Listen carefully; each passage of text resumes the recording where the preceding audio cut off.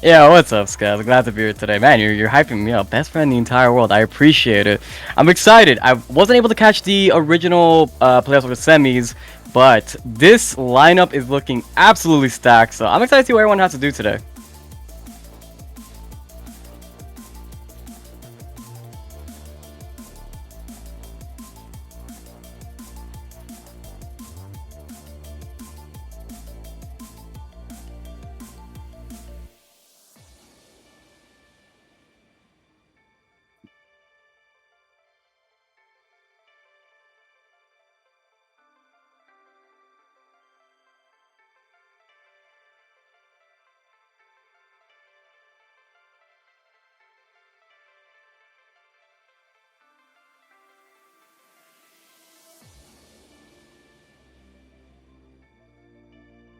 No, I bet. I mean, looking at what we have right now, we currently have what was probably the best duos team. Duo is a very young mode, not a whole lot of development at the moment, at least in North America. But we have Lilypal and Free Stratos, who's just farming NA duos, and they hit Immortal, I believe, last season purely through NA duos ranked only, and then now they did it in KR. So absolutely cracked play, especially when it comes to the duo format. We just have objectively good players all around with Mizroy, Nazimi, Piemaster, Waterford, Fruitcake, Ghost. I can name everyone in the lobby. There's no one here that's going to be played down, and everyone got their spot here for a reason.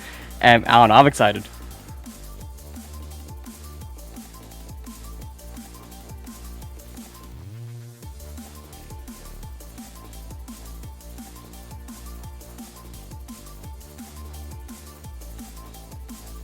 I don't know. You know, the dynamic duo of Free Stratos and Lilypetal bringing their I mean, they've been playing, like you mentioned, they got Immortal in KR already this season. They got it last season too. I'm very excited to see what they're going to bring today. Yeah, I'm fully expecting to see the infamous Nadine coming out from Lilypetal. I don't think I see her play surprised. anything else. I mean, a lot of these players are known for like a very specific character. We have Passant. I'm sure we're going to be seeing Adela. But we do have, if I remember correctly, an anti-OTP rule.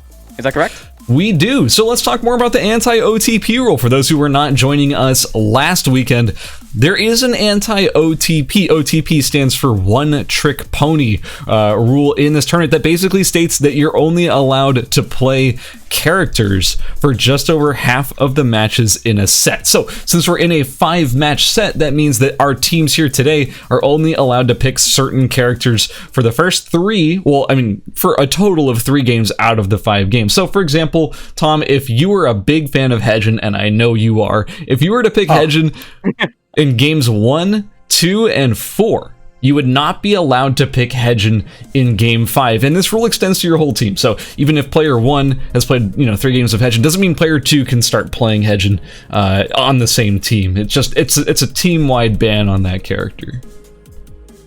Alright, I understand. This is actually going to play pretty well for certain players here, as they actually have a very large character pool. I mean, character ocean for some of these guys. You look at players like Nazimi, who I am convinced just plays everyone at a top level, but then at the same time, you have players such as, well, like I mentioned earlier, Lilypetal and Passat, who are really known for certain one-trick characters. Not saying they can only play the one character, but these are the characters they've really honed in a lot of time into. So as we get into these games, we might see certain strategies devolve into, should I pick out my best picks right away and try to farm the weaker picks, or do I want to save it to later on into the rounds and see exactly how many points we have here and just try to play off that? Yeah, and one more thing too, that when it comes to strategy going into this tournament, like, we have to deal with the fact that we have some infinite scalar characters that are almost certainly going to be picked in this match, and I'm very curious. Well, technically, Shukan's not an infinite scalar anymore, but you know what I mean. Like, we're going to see some pretty spicy strategies coming out today, and yeah, so I do want to highlight, though, we do also have Spark PJ and Trick 69, who are our only European representatives in the finals. They actually made a huge splash in both the qualifiers and the semifinals. They brought a variety of strategies, and they were able to execute pretty much all of them in a very impressive manner. So I'm excited to see, some representation from the other regions. I mean, they're playing on high ping, man, and they're still out here smashing lobbies. Like, that's got to mean something. No, absolutely. I mean, they made it to the finals, and if you look at every player here, I'm pretty sure most people watching this know these names by now. So if you made it here from a region, especially where you have incredibly high ping, that is definitely going to limit your picks. And just even looking at the picks that's being hovered right It's kind of showing that they are playing on ping, but these picks are insanely strong regardless. We're looking at characters, I mean, we're looking at 11 Evacomp potentially, and man, do you want to give some coverage on 11? Just how strong this character has been in duos? I know you're a big fan of team modes, so I'm sure you've ran into the terror that is 11 recently. Yeah, so 11 has been showing up a ton in the tournament and has been showing up a ton on the ladder as well. 11 is an insane character in duos, and it's no secret anymore. It's funny, because at the start of the tournament, people were identifying 11 as like a niche pick, as a underpowered low tier or whatever, and then the 11s were just obliterating everybody in front of them, and everyone was like, wait a minute, oh, this character's actually insane. This character actually has so much damage and so much utility for their team. The thing about 11 that's so good, she has the mobility, the regen, she has healing, good food for your team, and most importantly, she has a giant AoE on-demand 1.8 second taunt, which essentially will lock one person out of the fight. It is an incredibly powerful tool, and yeah, you're going to be seeing a lot of 11s today. You already saw 2 11 picks right there in character select. It's gonna get, I don't know, man, it's gonna get crazy from here. Yeah, it's a lot of times, sometimes you just walk into the 11, you get ulted, you get W'd, you're taunted for 1.6 seconds, and that's one teammate out of the fight, and there's really no way to swing it from that point onwards. Then we're seeing 2 comms right away running down their first game, and Lilybun specifically known as NA's 11 player. I am curious to see some of the other picks we're seeing here. We're seeing a couple Sacellas, 2 Xiukais as well, and I believe for Team 8 specifically, this is their main composition that they qualified with. We're seeing the Heart Xiukai coming down with the infinite, well, technically infinite scaling coming down for Xiukai, and in combination with Heart's ultimate, this is going to be something that kind of plays in a very similar fashion as the 11 compositions that we mentioned before. Just something where you both pop your ultimates and you really can't get out the damage while the Heart and Xiukai team heals up to full health. And we are seeing some interesting starting zones with the same players just starting. I think they're going to be routing together nearly the entire time. And historically, we kind of see the same thing happen in duo games. The first game, people are usually a little more lax with their routing, and sometimes you see people get caught out, but normally throughout the future games, people never leave their side. From Zone 1 onwards, people never leave. And I'm curious to see if that's what happens here today in the finals, or if players have started to adapt to that strategy. Yeah, that's actually very true. This has been something that we've noticed in essentially every team tournament we've ever casted, was at the first few games of a group, you'll see the players mostly spread apart, and like Tom just said, as we get further and further into the group, people tend to start sticking together. And I'm not sure, hold on, I have to fix this real quick. My mouse sensitivity got all messed up and my camera sensitivity way too high. Okay, there we go. So here's the thing about that. If you're spread apart from your teammate, there's a high chance of you getting caught out, and that is an issue, especially in a game like this where you are more important, or sorry, you're more powerful when you're able to have a full team. If you get caught out early, it doesn't matter how strong you are, especially in that moment. If you greeted for a really strong early game build, you're gonna be in bad shape because your teammate has been left without a teammate.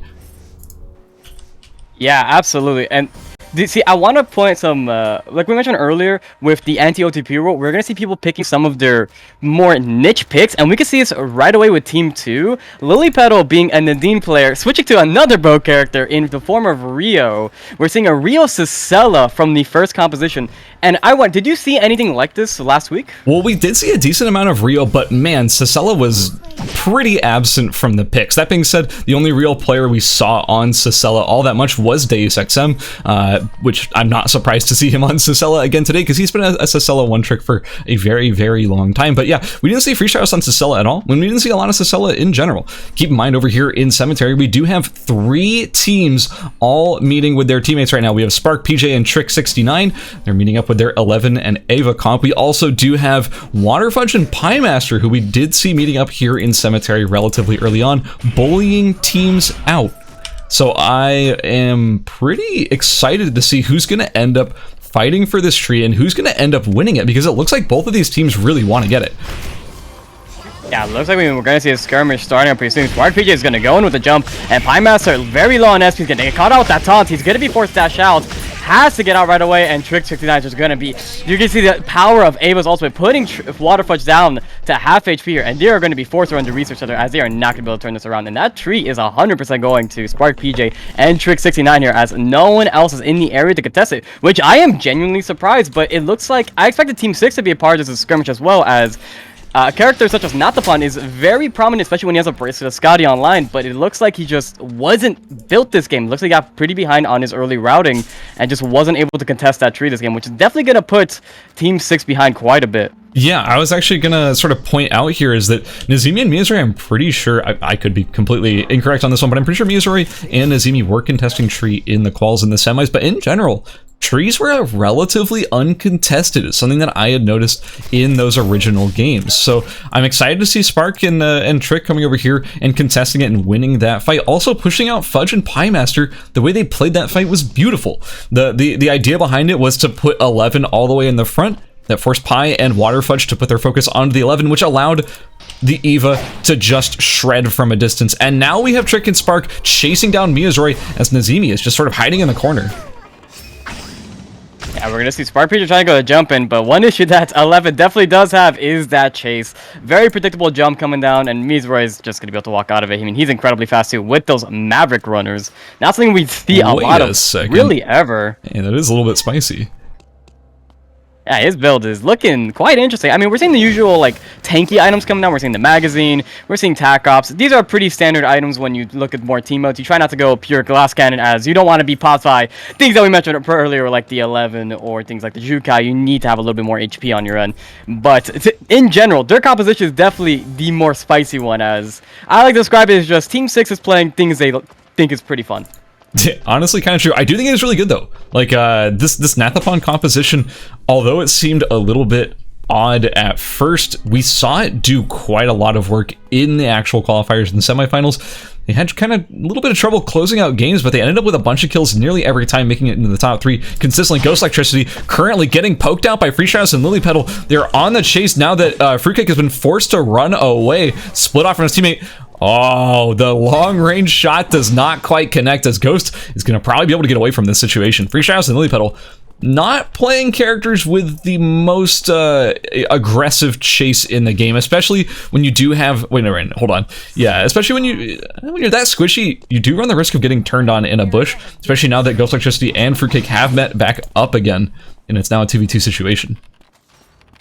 Yeah, and wait, they're not weak in this. Hold on. Over in school, though, it looks like Passan and Everite chasing out Superior 1 and Deus.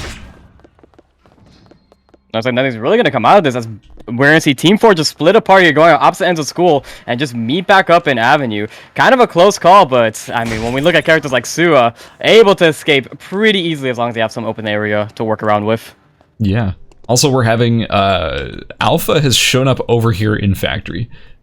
The enhanced mousetrap is down, but keep in mind, Lily Petal and Free Shadows, they have a camera down. Wait, no, that's not their camera. That is a different camera. They're both orange. It's hard to tell the difference.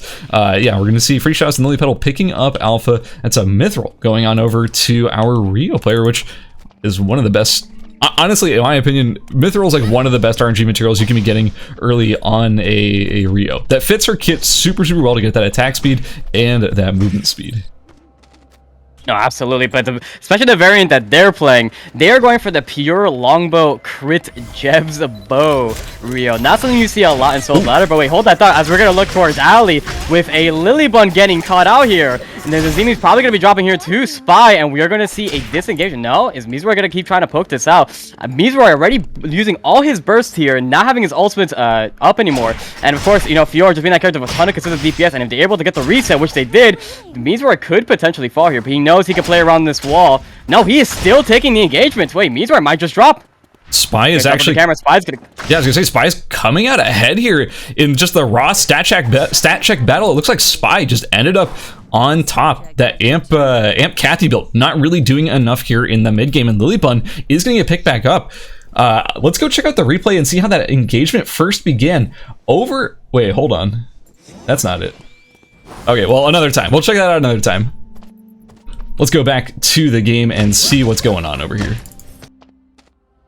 Yeah, it looks like we might be having an engagement with Lily Petal, Free Shadows, and Team 3, but it looks like we're going to see Slim and Binks just having the P-Force already. The longbow ult will connect, but not really doing a whole lot to continue this chase. I mean, while these two characters in the form of Rio Cicella have amazing poke damage, they don't exactly have chase, but wait a second, Free Shadows did get the long-range pull-off, but it is just a Jukai sitting with a ton of HP, and we're going to see the Jukai turn around, burn to his Chris dropping, and Free Shadows is going to be falling down here as Lily Petal is going to be forced to disengage. There it is. That is that Shukai. Look, this comp gives me nightmares. Shukai Adriana is one of my least favorite things in the entire game, and it's terrifying to play against, and it keeps me up at night. So I'm not surprised to see it taking down Free Shadows like that. Unfortunately, Free Shadows will end up falling, and Binks and Slim, they're going to be picking up a kill, and this is a really good place to be for our scaling chef over here. Getting the mastery for the kills as well is pretty huge. Over in Forest, we're seeing Fruitcake and Ghost Electricity picking up this tree, and yeah, that's going to be a pretty big sort of boost to their kits as well. I'm assuming it's going to go to a Scotty on the Nikki, but I'm not 100% sure. We'll have to see what they end up doing with it. Wait, but hold that thought. We've had a kind of a pretty big skirmish going on during the dock. We did see Lilybun dropping her ultimate to try to get Slim out. Slim narrowly escaping, and Lily Petal trying to get the third party out from the side. But at the end, nobody did drop. This was kind of Slim barely walking away with his life, especially with just sitting on repaired slippers. I'm kind of surprised he walked away from this. Yeah, me too. Me too, honestly. So, we currently have all of our teams sort of splitting up. It looks like no one is really going for an engage at the moment. So let's kind of check in on our players' items and see where they stand. If we talk just items, I have to give a pretty decent advantage to Trick and Spark PJ because they do have that Scotty already online. As far as mastery goes, you have to look towards Spy, who's already on 12 weapon mastery, which is by far the most in the lobby, by over to the next highest player. That is a significant place to be. Yeah, he did get I believe he got both knockdowns earlier against Nazimi and Mizroy. And, I mean, we just see a Fiora starting with a hyper carry. All it really does take is 111 taunt combo, and you're going to get dropped from Fiora right away. And you're still going to keep able to putting down that damage. So, Spy, definitely the biggest threat in the lobby. But there are a lot of characters, like we mentioned earlier, that just kind of can peel that off. We have characters such as Sua, Cicella, Adriana that can really just keep a Fiora at bay. So, that mastery lead, while nice, may not be enough to try and secure them the game. So, interestingly enough, I actually just went to go check our Shukai stacks, and I noticed that both Binks and Waterfudge at the time that I clicked on them had exactly the same stack count. They were both at 103, but at this point, Fudge is already back up to, what is this, 124? So he's getting close to that big break point. For those who don't know a lot about Shukai, once you hit 150 stacks, that's where your stacks will be capping out. You can't go any higher than that. And when you get that point, you get a lot stronger because you get some extra bonus effects on your abilities. So, ooh, Free Shadows being picked back up again. That's going to be a pretty big pickup, especially if they're able to get some items. But it looks like Free Shadows only has an Imperial Burgeonet and some boots, which is not exactly ideal. And Spy is on the chase. Yeah, it looks like that's definitely going to be... We're going to have to rat this out to late game type of scenario. But Free Shadows having no items is... No, they're just going to run through red. They're actually going to be A-okay here as they're going to walk through Temple. I'm curious to see if Spy is going to cut them out on the TP2 Temple, or is he just going to let them go completely? Ooh, some deep aggression and alley on Deus Ex and Superior. The girl in the bubble has already been used, but with the play with us, pulling Passant back out. Deus is going to be bleeding out with the Blue Viper ticking on him. Well, that's actually looking like a pretty solid disengage for Superior and Deus at the moment. Yeah, this is definitely not the situation you want to be for Passant and Everett if you want to continue this fight, as Deus is definitely going to start sustaining through his passive here. And the longer this goes, the worse it gets. Boy, timeout. We're looking at an engagement between Teammate and Team9 here over an Avenue. Pi forcing to drop the ultimate, but without the combo this time, as Waterfudge was not to get its own ultimate as well. We're going to see Skill dropping, Charm dropping as well, and Fruitcake is going to have to try to run away here, but will he be able to escape? The Speed Gate will barely keep him alive, as he's going to be able to run through Cemetery. Ghost, on the other hand, will be dropping. You know, I never really anticipate those Research Center speed gates, but they are pretty huge for getting away for some of these late game situations because they probably won't be used up by that point. Spark PJ coming in with the giant AoE taunt, grabbing both Pie Master and Waterfudge. Remember, both of their ultimates are down right now, and now Waterfudge and Pie are forced to try and disengage this, but they are just getting burnt out by Trick right now. The charm lands onto the Eva, though. The taunt doesn't quite connect. Waterfudge, Shadow Stabs, does the heavy meal. It's not enough. He's gonna go down, man. And the third party sense is coming in hot, and Waterfudge being one of the biggest threats, especially when we get into late game, as this Shukai is about to be fully stacked, is going to be massive to drop now. High Master did survive though. We could potentially see him try to pick up that ring, but we all know that they're not going to let Waterfudge keep any of his items.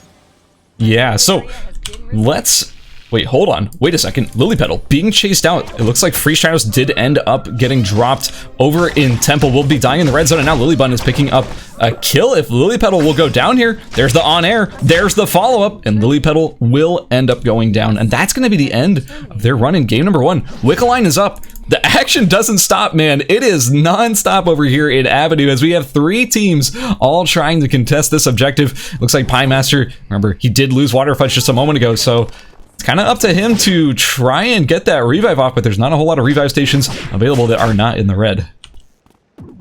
Yeah, you would be forced to walk in the hotel, but he does have the timer to go in and actually revive his partner. And Waterfudge does still have at least his helm piece and his accessory to go with it. But that is going to take a lot of time, and we're starting to see Trick and Spark just slowly kiting out this Wickline. While we do have the Eva, if Wickline gets below half health, they could burst this incredibly fast. But Deus is superior, not going to allow this, as Wickline aggro just never stops. It's just going to keep being pulled by Trick and Spark here. Yeah, I mean, this is definitely gonna turn to a skirmish pretty soon. I was gonna say that the Wick aggro being far more aggressive now is actually really good for those who are trying to pull her away, because instead of being more fickle and just sort of running back to whoever after like a moment of chasing you, she really chases you, man. She really just goes after you for quite a long distance. At this point, they're just slowly kiting out the Wickline. I don't know if they're necessarily gonna get it before it resets. Now it's back to Spark and PJ. We're seeing a fire trap dropping. All they have to do is turn and burn, and Wickline will drop pretty quickly here in a moment. Yeah, we're seeing Trick does have a full ultimeter back up, so this could be something. This is going to be a really big 50-50 coming in soon, as Wickline is down to 1400 HP, going down to 1000 now. We're seeing Eva going over the wall, and the Eva will snipe it. Beautiful play from Trick here, and that's going to secure every piece. Spark PJ was able to contest, get everything off the Wickline.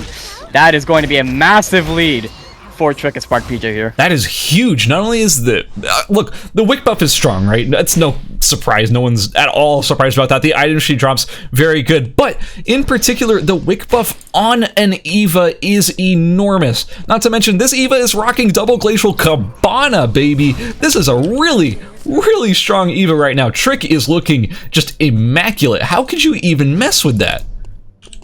Now, you are definitely not walking into him. He has his personal bodyguard in the form of 11. 2 players both trying to revive their dead teammates over here in the hotel at the same time. Lilybun? Oh, no. Wait, Pie's gonna try to get out, but he does not know he's running right into Trick and Spark PJ. Gonna be forced to drop the ultimate, but I think this is gonna spell the end of Pie. He has nowhere to run. He has 3 seconds remaining on his timer, and we are looking at a Wickline team coming down. He's gonna be forced red. Oh, sorry, 7 seconds on this timer.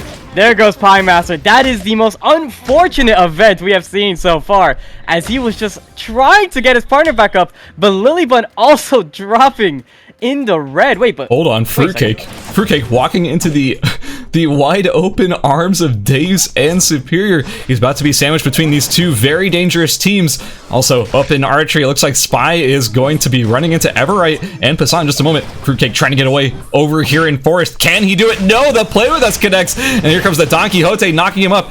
He goes for the big wave, but I don't think it's going to be enough, man. He is going to drop. That's Superior and Deus picking up a kill, and it looks like Passan and Everite did end up grabbing Spy over in archery range. Now, while our teams are splitting up for each other, well, actually, hold on, though. It's Spark PJ and Trick, they kind of seem like they want to chase out Superior and Deus. They want to use this Wick buff, and Spark is so fast with this double mithril, even sitting on a mithril quiver in his inventory. We also do have the triple smart bombs as well. This is, man, I'm super intimidated right now by Team Spark PJ and Trick 69. Yeah, I'm also tuning in, but the team I will never count out here is Team 3 with the disgusting Adriana Juket combo. We're probably going to be some of the best third party in the game. But also something I want to point out that was really funny in that hotel engagement earlier with the teammates revive. Lilybun actually did get the revive off. Spy came back up, went to archery range. Hold on, let's check that out right now. Lilybun had to head explode. Yeah, let's check that out right now and see what happened there. It looks like it was Pie Master and Lilybun meeting each other over at the revive in the red. What an awkward situation to be in. Yeah, like you mentioned, Lilybun went to go stick it. And yeah, well, that you kind of know how that goes. So that kill's actually going to go over to Pie Master, since Pie was the one who essentially stuck her in the red and was forcing her to stay there. So yeah, that's going to be a kill picked up for Pie Master. Even though it's a weird situation, that actually didn't end up being that bad for Pie, seeing as he gets a kill out of it. Yeah, that's two kills for teammate, and definitely not bad for the first game. Dropping in 4th place, not looking bad at all. But we are looking at a little skirmish happening here in Avenue. Oh, Beaks gonna drop incredibly low to the couch shots, and we're looking at third party with the Ava laser coming down. Beaks will be caught between a rock and a hard place here, and his partner Slim is gonna be forced to walk out. But Deus and Superior are going to be forced to rest, and Spark PJ and Trick not going to continue this chase, as I'm assuming they probably thought the other team ran into Alley and just let it go. But no, they're resting and they're waiting, and Slim is also waiting in the corner. This could turn into a bloodbath in just a moment if anyone is crazy enough to try and fight Spark PJ and Trick here. But Trick is waiting. He is waiting for blood. Trick is in a really good position right now. I mean, not just items-wise, but just was in literally a good position. Because, yeah, if Daze and Superior decided to funnel in and try and interrupt the thirsting onto Binks's body, well, he would have been able to sort of ram it from the side and T-bone that situation. That would have been a really good position to be in. We also have Passat and Everite pushing in from Alley. They're going to be forced to come into Avenue in just a moment here. What they don't quite realize, though, is that Slim is sitting in this bush. And Slim doesn't have a teammate. He's going to try and run away here, maybe fire escape to get away. Looks like Trick and Spark PJ decided to not camp that specific choke, so he is able to get away. But now Superior and Daze, they're kind of checking out what Passat and Everite are doing over in that corner. Yeah, it's been a very, very slow game for Passat and Everite, but they're not looking too weak at all. They are caught up in levels. They do have some decent items going on between them, but I mean, if you compare Everite to what the other Ava Trick 69 here, there's definitely a power difference, a very, very big one at that. Yeah, but also, you know, hey, Oleators ain't all that bad. Glacial Shoes is acquired. Decent items on Everite. You cannot count them out. But yeah, the Wick buff plus the double Glacial and the Cabana, couldn't be happier about that. Now Spark PJ catching on to Slim. Slim forced to run into the corner. This is a really good pickup for Spark PJ and Trick 69, but they should be concerned if anyone tries to third party this, but it doesn't look like it's going to happen. Slim being forced in the red. But both of these players deciding to not burn their timer, as that timer is extremely important in these final situations. Maybe sacrificing this kill here to make sure that they can win the game overall is definitely a good choice. We're seeing Slim do some timer dancing here as Spark PJ and Trick 69 start splitting up to try and catch Slim out, and covering both exits. Oh, and Slim being incredibly patient with 3 seconds on timer is actually going to make it back into the zone. That is going to be an incredibly serious situation, but this might even secure him an extra potential kill, or maybe a higher placement if he is able to survive and some of these other teams start fighting. Yeah, I am concerned though for Slim. Like with only, it was like 3 seconds on his timer, if he runs into that final zone, he essentially can't leave at that point. And Trick 69 and Spark PJ, I don't know why it's tripping me up so much, man. And Spark PJ are going to be able to take him out here on the side. There goes the laser, but now keep in mind Trick's laser meter is empty. Might be able to charge back up a little bit on these animals, but losing that meter is going to hurt, especially in this final square that's about to close in the next 4 seconds or so. We're seeing Everite and Passat with the home field advantage. Both of these other teams are going to have to push in here. Can they make it in unscathed? Spark PJ and Trick 69 are able to make it in from the right side. The poke comes out. Everite drops to about a third of the HP down. Trades the laser back. The smart bombs are coming down. They're closing in on the zone, but a beautiful EMP is going to disable those from Superior and Daze. They're going to get cleaned up pretty quick. That's off the table, man. Yeah, but we are seeing they're timing that quite a bit, and Superior and Davis are dropping down to single digits in timer right now, and they're still having to go in and out. Superior's about to drop here. They need to choose a fight soon, or it's going to be over. Superior is dropping. Massive Cell is dropping. Passat is going to fall, and so is Everite. This is going to leave Deus, Trick, and Spark, and this is going to be incredibly scary. Spark PJ, the player was dropping down. Girl in a bubble. No, Trick 69 will laser down Deus, and that is game number 1 for Team 7. That was an enormous final zone there for more than one team. That wasn't just huge for Spark PJ and Trick 69, who took the game. Congratulations to them, but it was also huge. I don't know if you noticed that, and if we have the replay, I do want to go check that out. Here's what happened here at the end of the game. We saw our teams engaging on each other, and man, there is so much to unpack here. The first thing you want to kind of pay attention to is the fact that, yeah, it looks like Spark PJ and Trick 69 basically take control of the zone, which is huge for them. They start to drop their smart bombs, which gives them the advantage, but man, as they go for this engagement over here on the left, you see the free at last from Deus. Pay attention. It gets a double kill on both Everright and Passant. That is a huge pickup for Deus right there, getting that double.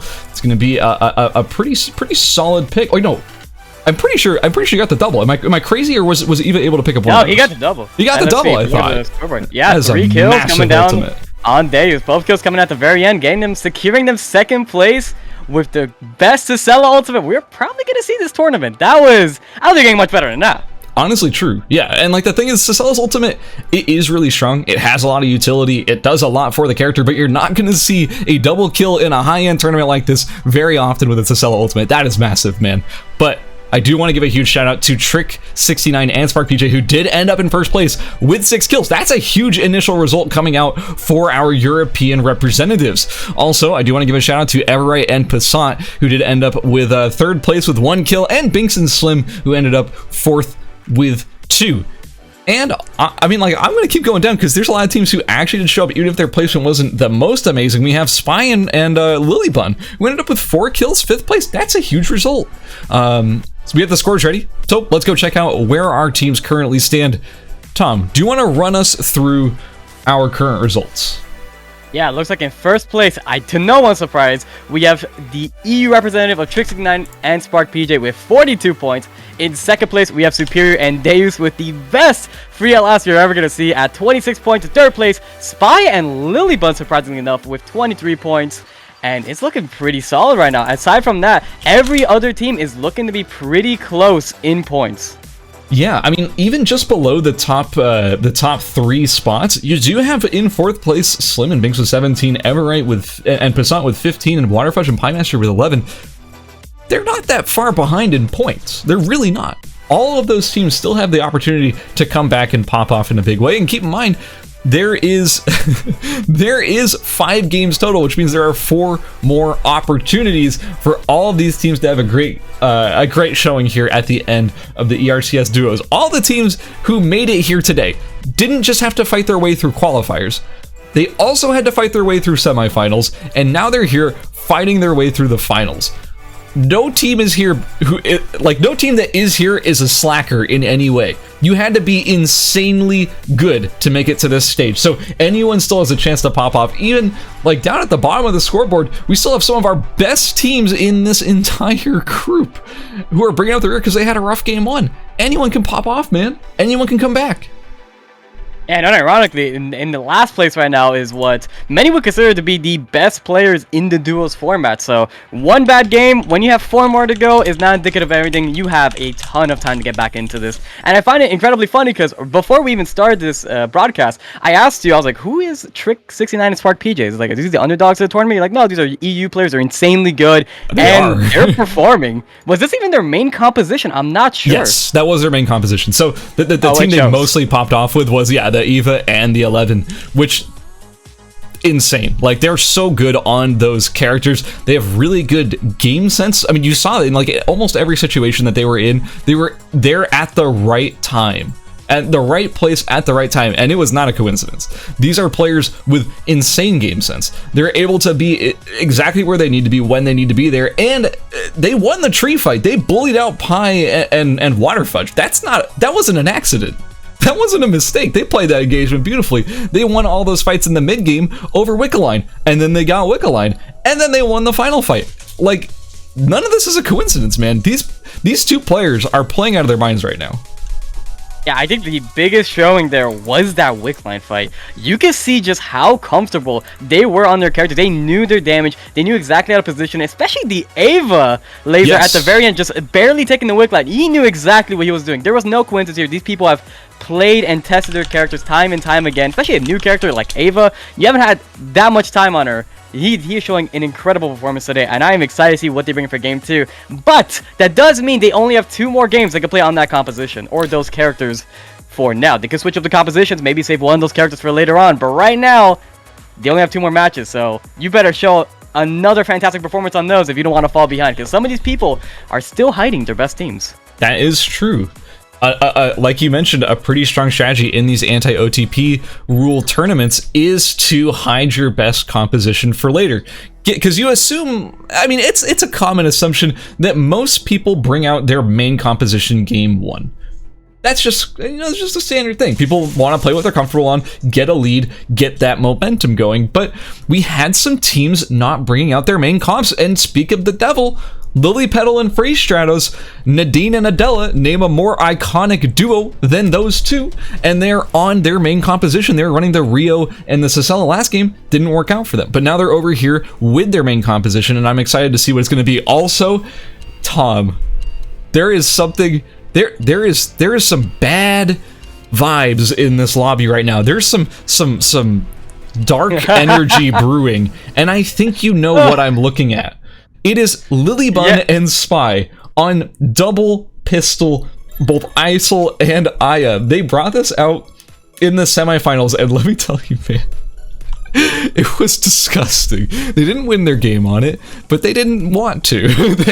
They both built a Magnum Boa, and they planted themselves in a hotel, and I don't believe they left until they died. They killed anybody who walked in for the first half of the game, and camped that TP, camped their bodies, and made sure they would never get picked back up again, whether or not it sabotaged their chances of winning the game. So yeah, man, I don't know. I'm terrified to see what they're gonna do, and I assure you, since they're in archery range, it's the same thing.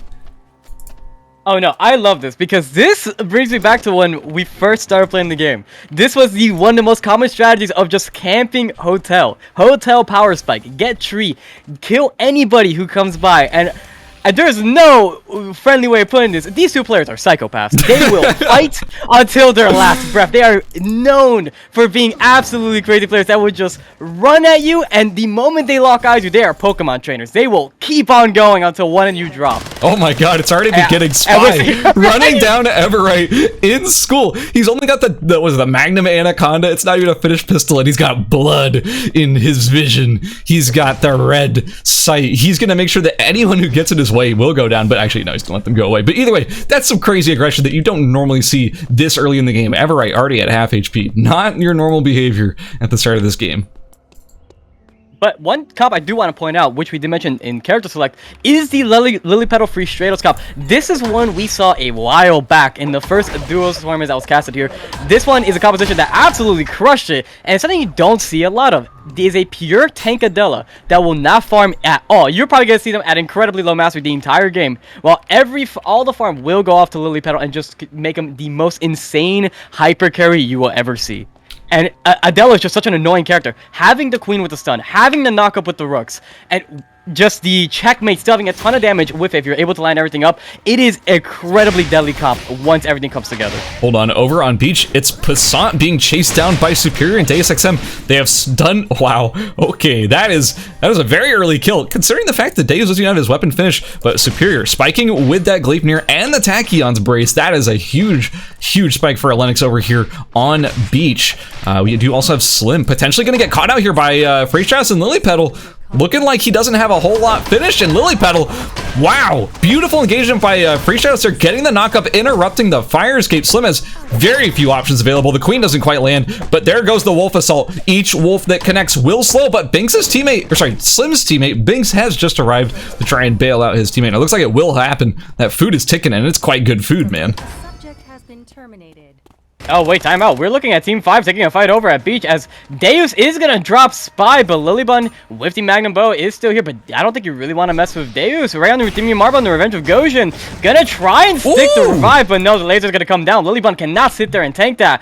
This is good. This is pretty disastrous right now. Lilybun having no food, but I mean, there really is no butt here. This is just looking terrible. We're gonna take a Fruitcake walk by. I was gonna say, there definitely is a butt. Like, Fruitcake is right here in the waiting in the wings. He's got a lot finished. He's only missing essentially one piece of gear. Lilybun going for the revive. It looks like, actually, it's gonna be Deus. Fruitcake's gonna interrupt it. That's gonna be Spy going down, and Ghost Electricity is here to back up his teammate.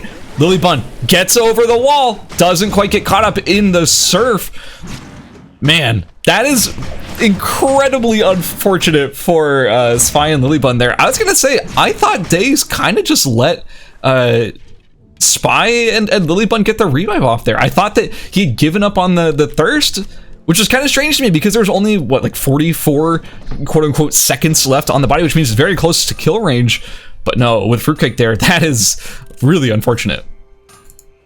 I said earlier, and these players just do not want to stop fighting. I love watching it because they're absolutely crazy. But while unfortunate, it wasn't like it was unlikely. We are seeing the people that they ran into was Deus and Superior over at Beach, and of course they're going to run into Lennox's Beach as they're going to be trying to build the Gleipnir, and they were probably hoping to out-route them and just meet them up there and try bullying them out. But a character like Ava just has so much early damage, especially with a Lennox on top of it. They are to face such a squishy team with Aya Isol. This was a scenario that could have gone either way. It just turned out to have a very unfortunate outcome for Team 5 here. So Deus doesn't have a teammate, Lilybun doesn't have a teammate, and Everite doesn't have a teammate. One thing you do have to pay attention to here, though, is that Everite does have the regeneration cup for Passant. So if Everite's able to stick it on the revive station over here in Hotel, if Deus doesn't try to prevent this, this is going to be pretty good for Everite and Passant. Passant will be back in the game. Deus showing up just slightly too late. The laser comes out. It tags on Passant. Passant goes down after the reposition. Deus is playing out of his mind right now. He has the glacial shoes. He is just stronger than Everite at the moment. Yeah, like everybody's gonna try to get the long-range revive from the passive. It looks like Passant will get back up, but doesn't really matter as that is a second kill for Deus here. Just racking up those points. I don't think he's complaining at all. Just getting some free mastery just from watching the TP, or sorry, watching the revive. And aside from that, we're not really seeing a whole lot. Most things on the map are pretty spread out. One team I do want to point out is, wait a second, look at Lilypetal. She is incredibly behind, just sitting on a strongbow. Oh my. Having the feather boots and only a shaman's bronze. She is having quite the unfortunate game. Looks like everything they wanted was completely looted, now just having to be babysat by free Stratos here. So I actually am curious what exactly they're missing materials wise. Is it a nail? I want to say it's a nail for the strongbow to go into a twin bow, but I'm not 100% on that one. I kind of want to check. Hold on, give me a second. What on earth is missing here? It looks like this is professional. We know every weapon. Yeah, we definitely know for sure. Maybe it's rubber. It could be rubber or nail. That is very possible, seeing as neither of those are... No, the rubber is acquired, so it's just a nail. Lilypetal hasn't been able to find a nail to finish this twin bow here, and that is the issue. Archery range must have been picked over on all of those nails. Lilybun picking up Spy over in Hospital. That's a really big move here for Lilybun and Spy. And a very fortunate one too, because while Lilybun was able to get the ring, no one ever looted Spy. So he does have actually all his items. While albeit not a whole lot, he does have a lot more than just responding with a Magnum Boa. Just missing the chest piece. You know, Crown Barrette's pretty nice to have. It looks kind of cute. Yeah. And an arm piece as well. It's not the worst position to be in. I've seen a lot of players revive with basically a weapon and nothing else. Oh, Binks TPing in right by Miyazuri and Nazimi. Both these players are fully built. Very strong. We also do have the third party from... Wait, hold on. Can Slim actually save his friend here? Binks will be getting away. Keep in mind, they have that Shukai food ticking. That is really good food. And only 34 stacks though, so kind of missing out on some of those free stats from the stacks. The max HP and some other things as well. Yeah, the Shukai is definitely going to be becoming really scary. Not anytime soon, but he is holding on to a ton of lighters, sitting on a lot of Fudoya as well. So we will be starting to see him stack up pretty soon. Deus trying to fight for his life right now over here in Uptown. There goes the ultimate coming out of Ghost Electricity, followed up with the big wave. Deus somehow gets away, and I'm not sure if he's going to be able to keep this up. All it takes is one more Q out of Fruitcake. That movement speed is going to be huge, and yeah, it's going to be really tough for Deus to be able to juke out one more Leon combo. There goes the slow.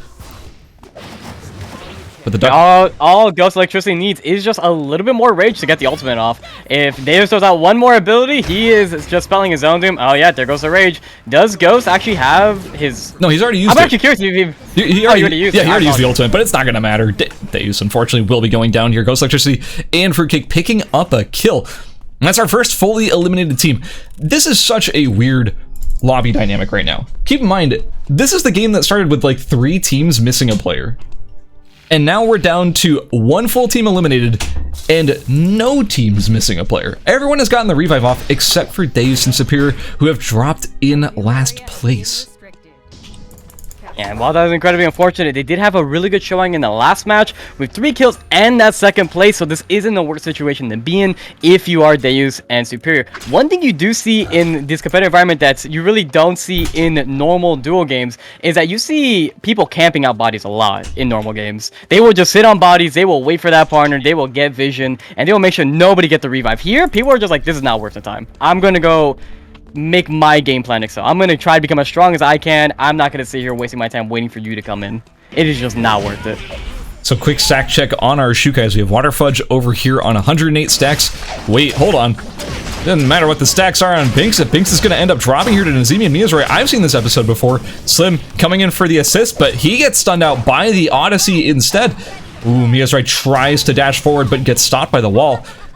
I think Slim might actually be able to get away here. Adriana is one of the best characters at kiting people out and getting away, so I think Slim's going to be fine. Yeah, and I definitely don't think we're going to see Mizuru and Nazemi try to chase an Adriana Shukai on Pawn Bridge here. You are just spelling death for yourself if you even walk anywhere near that. Yeah, no sir. No sir, you will catch me never doing that. We have Everite and Passant getting chased here by Free Shadows. Free Shadows dashing forward aggressively with the castling. It's gonna be Free Shadows putting the chase on right now. The pawns aren't quite connecting, but you don't really care about those pawns as long as that big queen lands. Here comes the checkmate. The Wolf Assault chunking out Everite. Everite's solo. The bullseye doesn't quite connect, but Everite's just like one solid hit away from dropping here. But the pawns are not connecting. Castling forward, gets the bounce, gets the queen, and that's the snipe. Everite goes down, and Lily Petal and Free Shadows, they start to get their momentum going, and they finally have items, man. This is what I wanted to see. Items and some stacks going too, as we see Lillipito here sitting with the mid armor and 129 wild stacks. Not looking too bad. Even despite the early disadvantage they have with not getting pretty much any of their items, they were able to secure archery range for a really long time uncontested. So all of those wolves, boars, everything up there was going straight to Lillipito. We are about to see the clash of the Shukais if Water Fudge and Pie Master keep chasing this aggressively towards Slim and Binks. Free Shadows and Lily Petal are kind of forced into the red, and they're going to be opting to run away from Ghost Electricity and Fruitcake. They know that they're on cooldown. They used a lot in that fight. They don't want to be a part of this fight. Also, we have Spark PJ and Trick 69 over here in dock, ready to meet them as they enter in from the red zone. The telephoto goes down. They have full vision of everything that's about to happen here. Will they go back through the red? They are really creeping with cameras, man. Here. They don't want to waste their timer. It's such a valuable resource in these high-level games. You know if you waste that timer, you're in a significant disadvantage in that final circle. So they just want to try and maybe see if they can poke it out. Maybe land a good queen. Try to follow up with a Wolf Assault, but I'm not sure if this is going to work out. We are seeing Free Shadows trying to put on more pressure. Now they have this queen up, and Trick and Spark know they can't really walk up because one good queen will spell their death more than likely. Yeah, it looks like they actually will be able to conserve that timer, but they still are going to have to get through this bush and get through Factory. I'm curious to see if Trick and Spark actually let them go through. Spark just says he wants a box real quick. Oh, doesn't even go for it. Yeah, that was kind of curious. Spark and Trick did have the contain onto both Lily Petal and Free Shadows, but kind of just backed up there, kind of evaluated the fight after a little bit of poking back and forth and said, you know what? I'm good. I'm not going to do that. But Lily Petal is going to walk straight into a bush with Water Fudge ready to shadow stab and knock her down. That's an unfortunate thing. Like, wow, what a painful way to go. What a painful way to go. Especially now you are losing an auto arms. That is going to be one happy Water Fudge picking up some auto arms for you get off that drop near. We don't like that drop near around here. That Jukai is going to be looking absolutely disgusting scaling into this game. And what is? Yep, he's already max stacks at 150. Binks at 121, about to hit his cap as well. And Lillipad also incredibly happy with her stacks. This is just counting stacks the game, as she was able to secure Doc and get every wolf and bear for herself, sitting now 167. But there is one more wild card here, and never mind. I was looking at Spy's inventory. I was saying maybe our ISO friend here had a ton of traps to work with, but he has been in poverty mode this game, as he is not even able to complete his build and just trying to survive. Yeah, and even so, like, I don't exactly know Spy as too much of a trap gamer. He's not exactly, you know, Suddenly Rats or one of these more trap-focused players. I think he's playing ISIL mainly because he's not able to play Aya since his teammate is also playing Aya. So I don't know. I wasn't even expecting a ton of traps out of him in the first place. We also have Fruitcake and Ghost Electricity posturing around the skating Wickline. We also do have Slim and Binks in the area. It looks like it's going to be a contest again. I don't think Wickline's going to go down for free. I think we have a lot of teams ready to join in on this fight. And it looks like Fruitcake and Ghost Electricity may be the ones in the unfortunate position as Nazimi and Mizroy are about to pinch them on this bush. Yeah, look. Oh, Nazimi is going to get out right away with the double dash. Mizroy just looking around. And this is kind of a curious engagement as Fruitcake is playing the more new school Leon since that rework with the true damage on his passive. He hasn't been able to transition off a lot of his items. Still stuck on that Bloodwing Knuckles. Just kind of not looking incredibly strong. Really just got to be playing off Ghost the entire time. We have a weird situation here as Wickline has gone to the bridge and the entire map is following her, slowly trickling into this bridge area of Pond, moving a little bit towards Hospital, but it looks like she's going to turn back around and cruise on past Binks and Slim. It's like, what is happening? It's a party over here, man. Why do I feel like no one's going to get this Wickline by the time this game ends? I feel like this Wickline is going to survive the entire match, and no one is going to start this. Do not touch the Wickline. She is going to walk. You touch it, you summon everyone. Yeah, the second there's a ping on the map. Oh, here they come. Nazimi and Mizroy. Now, finally, the bridge gang has a little bit collapsed. It looks like it's Nazimi and Mizroy going to be engaging over here on Ghost and, I don't have words for that. I got nothing, man. That is so sad. We saw the power of why Scaz is disgusted by Slim's and Big's comp. Slim just becoming the arbiter of death, able to cocktail from a mile away, forcing Nazimi into the worst position possible, and Bink just able to walk up, burn to the Chris, and that will be a kill for Bink and Slim here as Fruitcake and Ghost Electricity will just waddle away, minding their business. Is this a repeat of the first game? Is this Trick and Spark Get Wickline episode 2? No, it doesn't look like it, because it looks like Wickline has come back over to Slim and Binks. Wow, she really likes this bridge. She's finally been hit. It's been almost a day since she came out, but here we are. Wickline dropping down to about half HP. Nobody is contesting it. It is going straight to Slim and Binks, completely uncontested. Wickline falls. Slim and Binks much stronger than they were before a minute ago. Yeah. I mean, the joke has always been how strong is Adriana, and she's kind of just half a character until she hits that Wickline. And funny is, Adriana kind of has been half a character. Has been sitting on a bulletproof vest this entire time. We have not noticed this, but they could potentially. No, I lie. Monk's Robe is close off. They will not be able to try and secure that Queen of Hearts this match. Ooh, Spy's been found out here by Lilypetal. Got the arrow rain into the bush. Spy gonna try and back out, but Waterfudge and Piemaster don't necessarily know that he is here at the moment. If they go over and check out Free House and Lilypetal, Spy kind of gets away for free. Yeah, it looks like he's gonna be A-okay here with those boots of Hermes. Stack count, we have a 255 for our Nadine player. Obviously, all of our Shukais are up to 150, as you would expect them to be at this point in the game.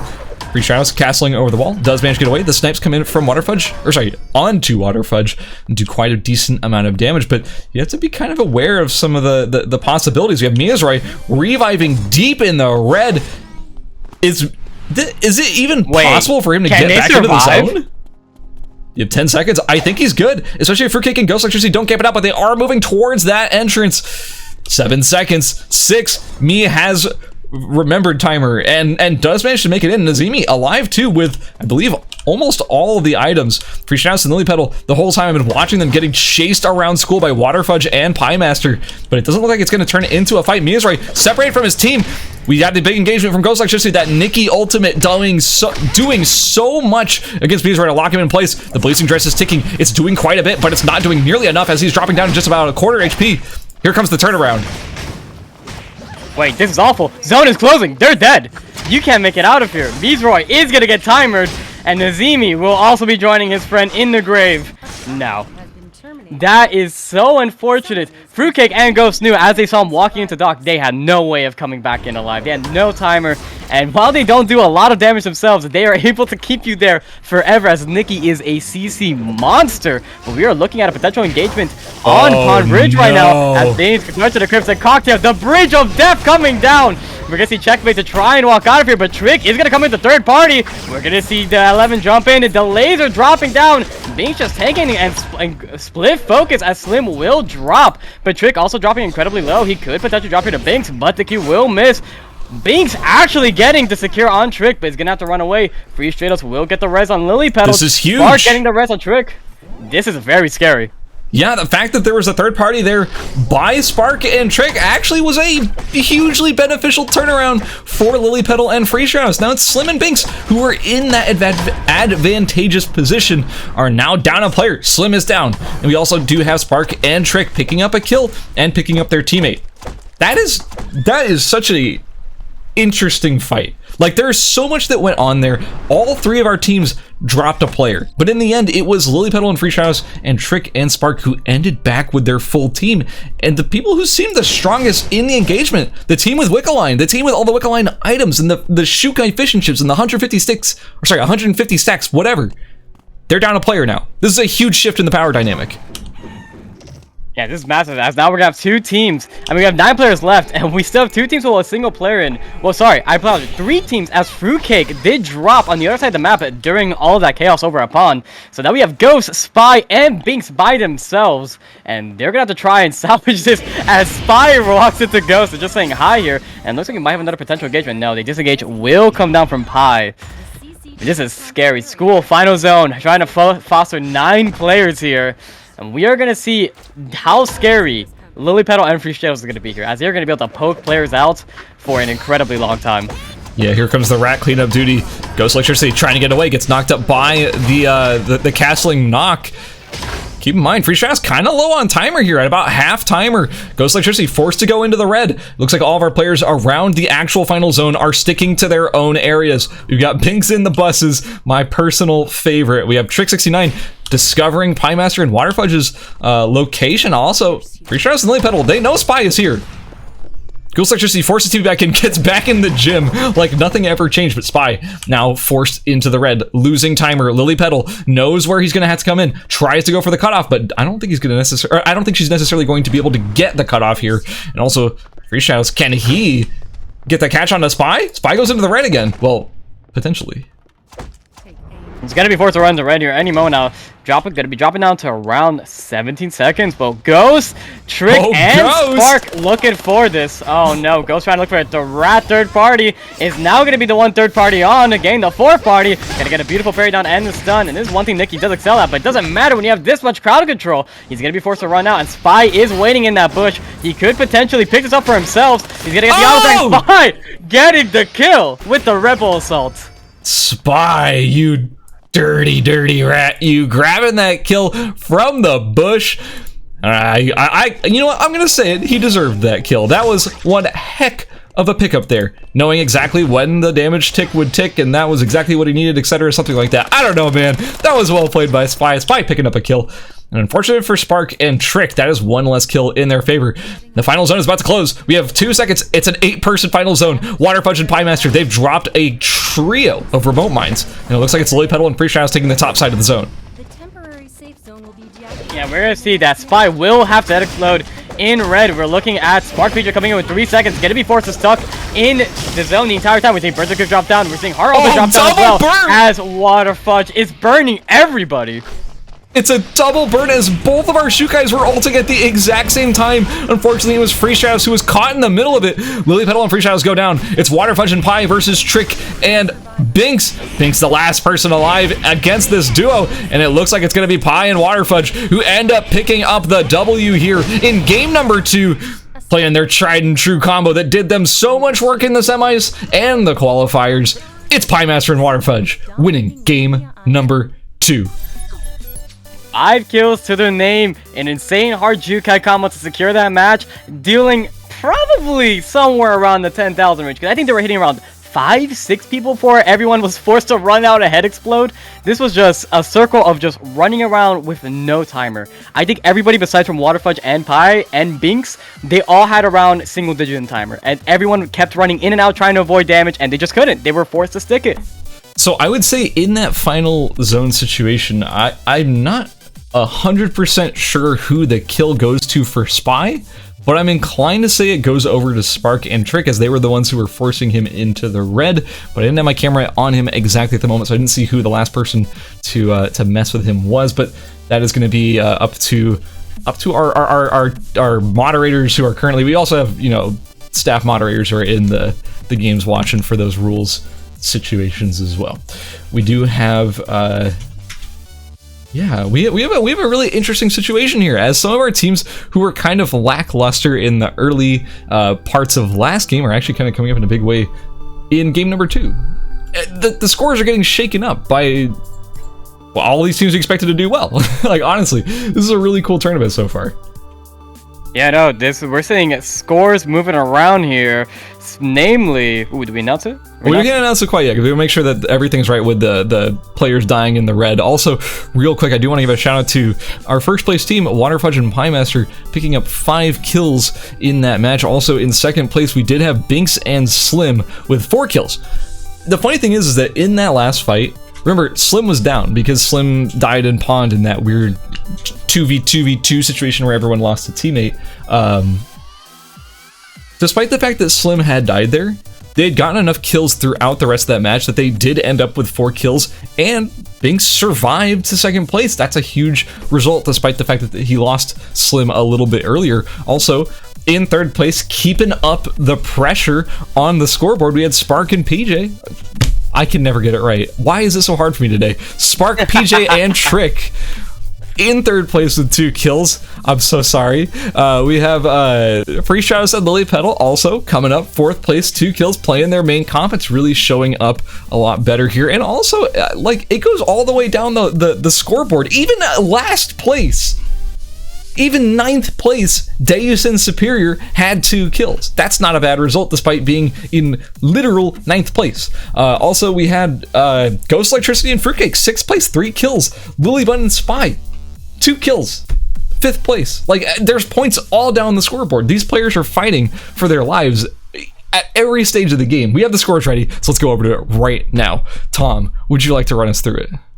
Yeah, absolutely. In first place right now, we still have the EU team of Trick69 and Spark PJ. It is quite hard to say. Keep asking myself. In second place, we have Waterfudge and Piemaster, the victors of game 2, with the insane Pie Heart Jukai combo, and getting a little bit of interference from our third place team with the Binks and Slim, the Adri Jukai coming in. Really hot at the last game. Sadly, Slim did drop, but Binks coming in with the insane burn to a crisp at the very end. I don't believe he was able to pick a kill at the very end. I'm not entirely sure. He might have gotten 1 there, but it was so chaotic. There's at fourth a place, chance. Superior. Yeah, I don't know for sure. There's a chance that maybe he got Free Shadows of the Burn to Crisp because both the Shukais were ulting. It's really hard to know who got which. But yeah, go ahead. Yeah, fourth place we have Superior and Deus. They did drop in last place, but their first game had an incredibly strong showing, so they were still able to stay in the fourth place. Right now, we're looking at fifth place with Spy and Lilybun, the honorary crazy players of this match, trying to fight everyone they see. Spy picking up the singular kill. The second kill they had of that match just at the end with a single Rebel Assault just from insane ratting. Sixth place, Ghost and Fruitcake. Seventh, we have Free Stratos and Lily Petal. Eighth place, we have Everright and Passant. And in ninth place, we have Nazimi and Mizroy. So what do you think going into game 3, guys? Because now, this is the final game that some of these players can play their main composition. Waterfudge and Piemaster, this is their last game on this comp. Yeah, that's pretty significant. The fact that we're going to see the players who really have a main comp that they want to run, like you mentioned, Pi and Waterfudge, they really want to run that Shukai Heart comp. That's their main thing. The fact that they may lose that for games 4 and 5 means that they really have to secure a point lead right here, right now in game number 3. And they kind of already did. They're in pretty good shape. They're sitting at, let me double check, they're at 49 points, second place. Can't be too upset at that, right? Like, if I'm them, I'm not upset at all. That's a good result. No, I'm not upset at all either, but this is still very scary. They're in a really solid position right now. But some of these players still only on their main composition. But I think for the most part, we are seeing most teams have bought out at least one of their primaries. I mean, we've seen Mizroy's been on the Cathy the entire time. That is what he's known for. We're seeing Waterfudge Piemaster, main composition. I believe for Team 9, Ghost Electricity is mostly a Hedgen player, but he's been on his secondary of Nikki the entire time. I'll be very surprised if we don't see that Hedgen coming out this match. Fruitcake, at this point, I'm not even sure. He might just stay on the Leon. He is known as a Luke player at times, but he's a very versatile player overall.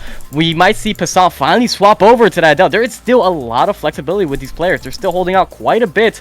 And now with those Xiukais starting to fade out, I am curious to see how these final circles will go, because a composition like Lily Petals with that Nadine trying to infinitely stack and play towards that late game is really hindered by a character like Xiukai that can just blow you up in 2 seconds. Yeah, I totally agree. I mean, especially in that last fight, we saw it. At the end of game number 2, it was like, here comes Lily Petal and Priest Stratos. We are stacked and we are strong and we are ready to, I am being heart ulted and there are 2 Xiukais ulting me. I really wish I wasn't squishy right now. Like, it's unfortunate. It doesn't matter how strong you are if you're playing a squishy character and you can't cast anything, you can't dash away, you can't walk away, and there's 2 Xiukais ulting you. Like, what are you supposed to do? You can't do anything. But you know who survives that? A tanky Xiukai, or an 11. So the characters who are really tanky. So it's hard to be playing this squishy composition in the lobby with the Xiukai. So maybe there's a little bit of a mind games there. Maybe you go, this is potentially the last Xiukai game, Xiukai lobby. Maybe I save the comp I really want to run for games 4 and 5 for next game.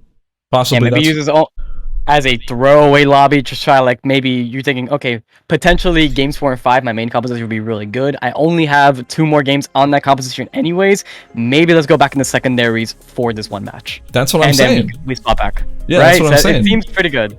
Maybe that's the play. But we'll see. Yeah, that could be what they end up going for.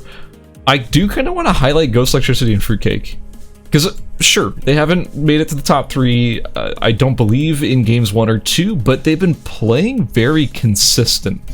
I don't know if you've like been really keeping an eye on them, but they've been playing really consistent, and especially in that last game on the Nikki and the Leon. We didn't see how they ended up falling, but I felt like every time they set their eyes on a target, they tended to hunt them down and get them killed pretty consistently. Leon and Nikki as a combination is very bursty, it's very catch oriented. It's kind of hard to deal with it, especially if the Leon gets the knock up on the duck dive, or if the Nikki can just engage with that ultimate, lock you in place to guarantee the duck dive knock up into the Leon wave. Like, there's a lot of really good things you can do with that composition, and I felt like they were playing it really well.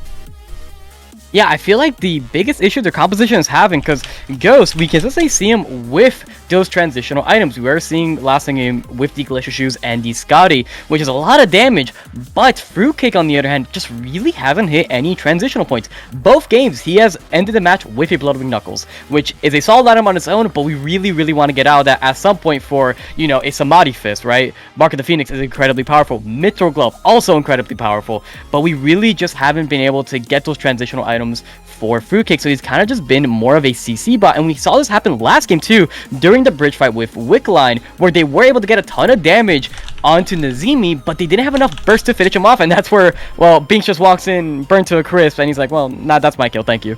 Yeah, honestly true. And also, I want to highlight the fact that Spy was able to get a kill at the end of that game. I still can't believe it. I thought Spy was so screwed. Yeah, I was like, Spy's dead. Spy's going to die here. Spy cannot do anything here. But Spy's just like, you know what? You're right. But before I go, check this out. So, we're here into game number 3, as all of our players are finally in the lobby and finally ready to go. We are seeing Lily Petal and Free Stratos hovering over their composition from last game, but we're also seeing a comp swap from one of our... No. Just... Oh, okay, so yeah, they are switching comps. Yeah, it looks like Lily Petal and Free Stratos are switching back to the Rio Sicela comp. However, one of the Xiukai teams ain't running Xiukai, man. So we're gonna see a Xiukai potentially in games 4 and 5. I am about to become the most biased caster on the planet, as Team 3 has swapped out their composition to a Shoichi. Slim, I am your biggest fan, I love you. But, aside from him, we have seen 2 swap... Slim, I swear if that was on accident. Hold on. I will cry. Any Dodgers? I don't know, maybe Mia's right. We'll figure it out. That wouldn't concern us. Let's talk about some of the picks we saw there. I saw Another exciting composition swap. Did you see what I saw? I saw Ghost Electricity and Fruitcake switching over to what I can only assume is their main composition, because Ghost Electricity is playing Hedge. That has to be their main comp, right? Yeah, of course. Ghost, well, I haven't seen their duos, but Ghost is a Hedge player. Fruitcake is a Luke player, and especially after Luke's mini rework, he's a lot safer than he was before, has a lot more outplay potential, so I think he definitely does fit a lot more in these competitive team environments than rather just sitting in front of you and dying because he can't really get onto people or do a whole lot. So definitely going to be a really strong composition moving forward. I'm curious though, because as of last patch, we had a rework to one of Hedgen's main weapons, Shuriken. So I'm surprised. I'll be curious if we see bow or Shuriken coming out from Ghost Electricity. It wasn't rare even prior to the rework to see Shuriken Hedgen in these environments. Yeah, well, especially because in team modes it has so much more damage dealt in team modes than bow. Bow is at like what, 80? I want to say 82. Could be wrong. Who knows? It's either 82 or 85. Shuriken used to be really, really, really high. I think it's still somewhere in the 90s. So I wouldn't be surprised if Shuriken was the play here. Also, yeah, Luke, or not Luke, Fruitcake on Luke. Okay, we're back in the character select. Hold on. So Roy has decided to tab in this time. He saw it. But anyways, Fruitcake was playing Luke in the semifinals and was so clean with those ward jumps, or I say ward, but you know what I mean, those camera jumps. It was actually so satisfying to watch. It was just like he would just be running along and then pew, like instantly TP to a camera, and it was just like, oh my god, you could just do that, and it looks so good. I don't know. I want to see more of that coming out of Fruitcake. I want to see some crazy camera jumps. Yeah, no, it's definitely one of the most satisfying reworks I think we have seen. I mean, I like Kathy's rework for sure, but Luke's was just so elegant. It was just like, here's some really nice quality of life. We'll reduce his damage a little bit. There you go. And everyone's like, yeah, no, this feels amazing. This feels absolutely amazing. This is what everyone wanted. So they hit it nail on the head there with the Luke rework, and I'm excited to see those flashy war tops coming down too. But we did see a couple other things as well. Oh yeah. Barbara. Yeah, I was gonna say it. Read my mind, man. Right. Barbara and Hedge, they ran that in the previous stages as well. It's a scary composition. The Hedgen jumps in and like does Hedgen things, right? Like that's just what Hedgen does.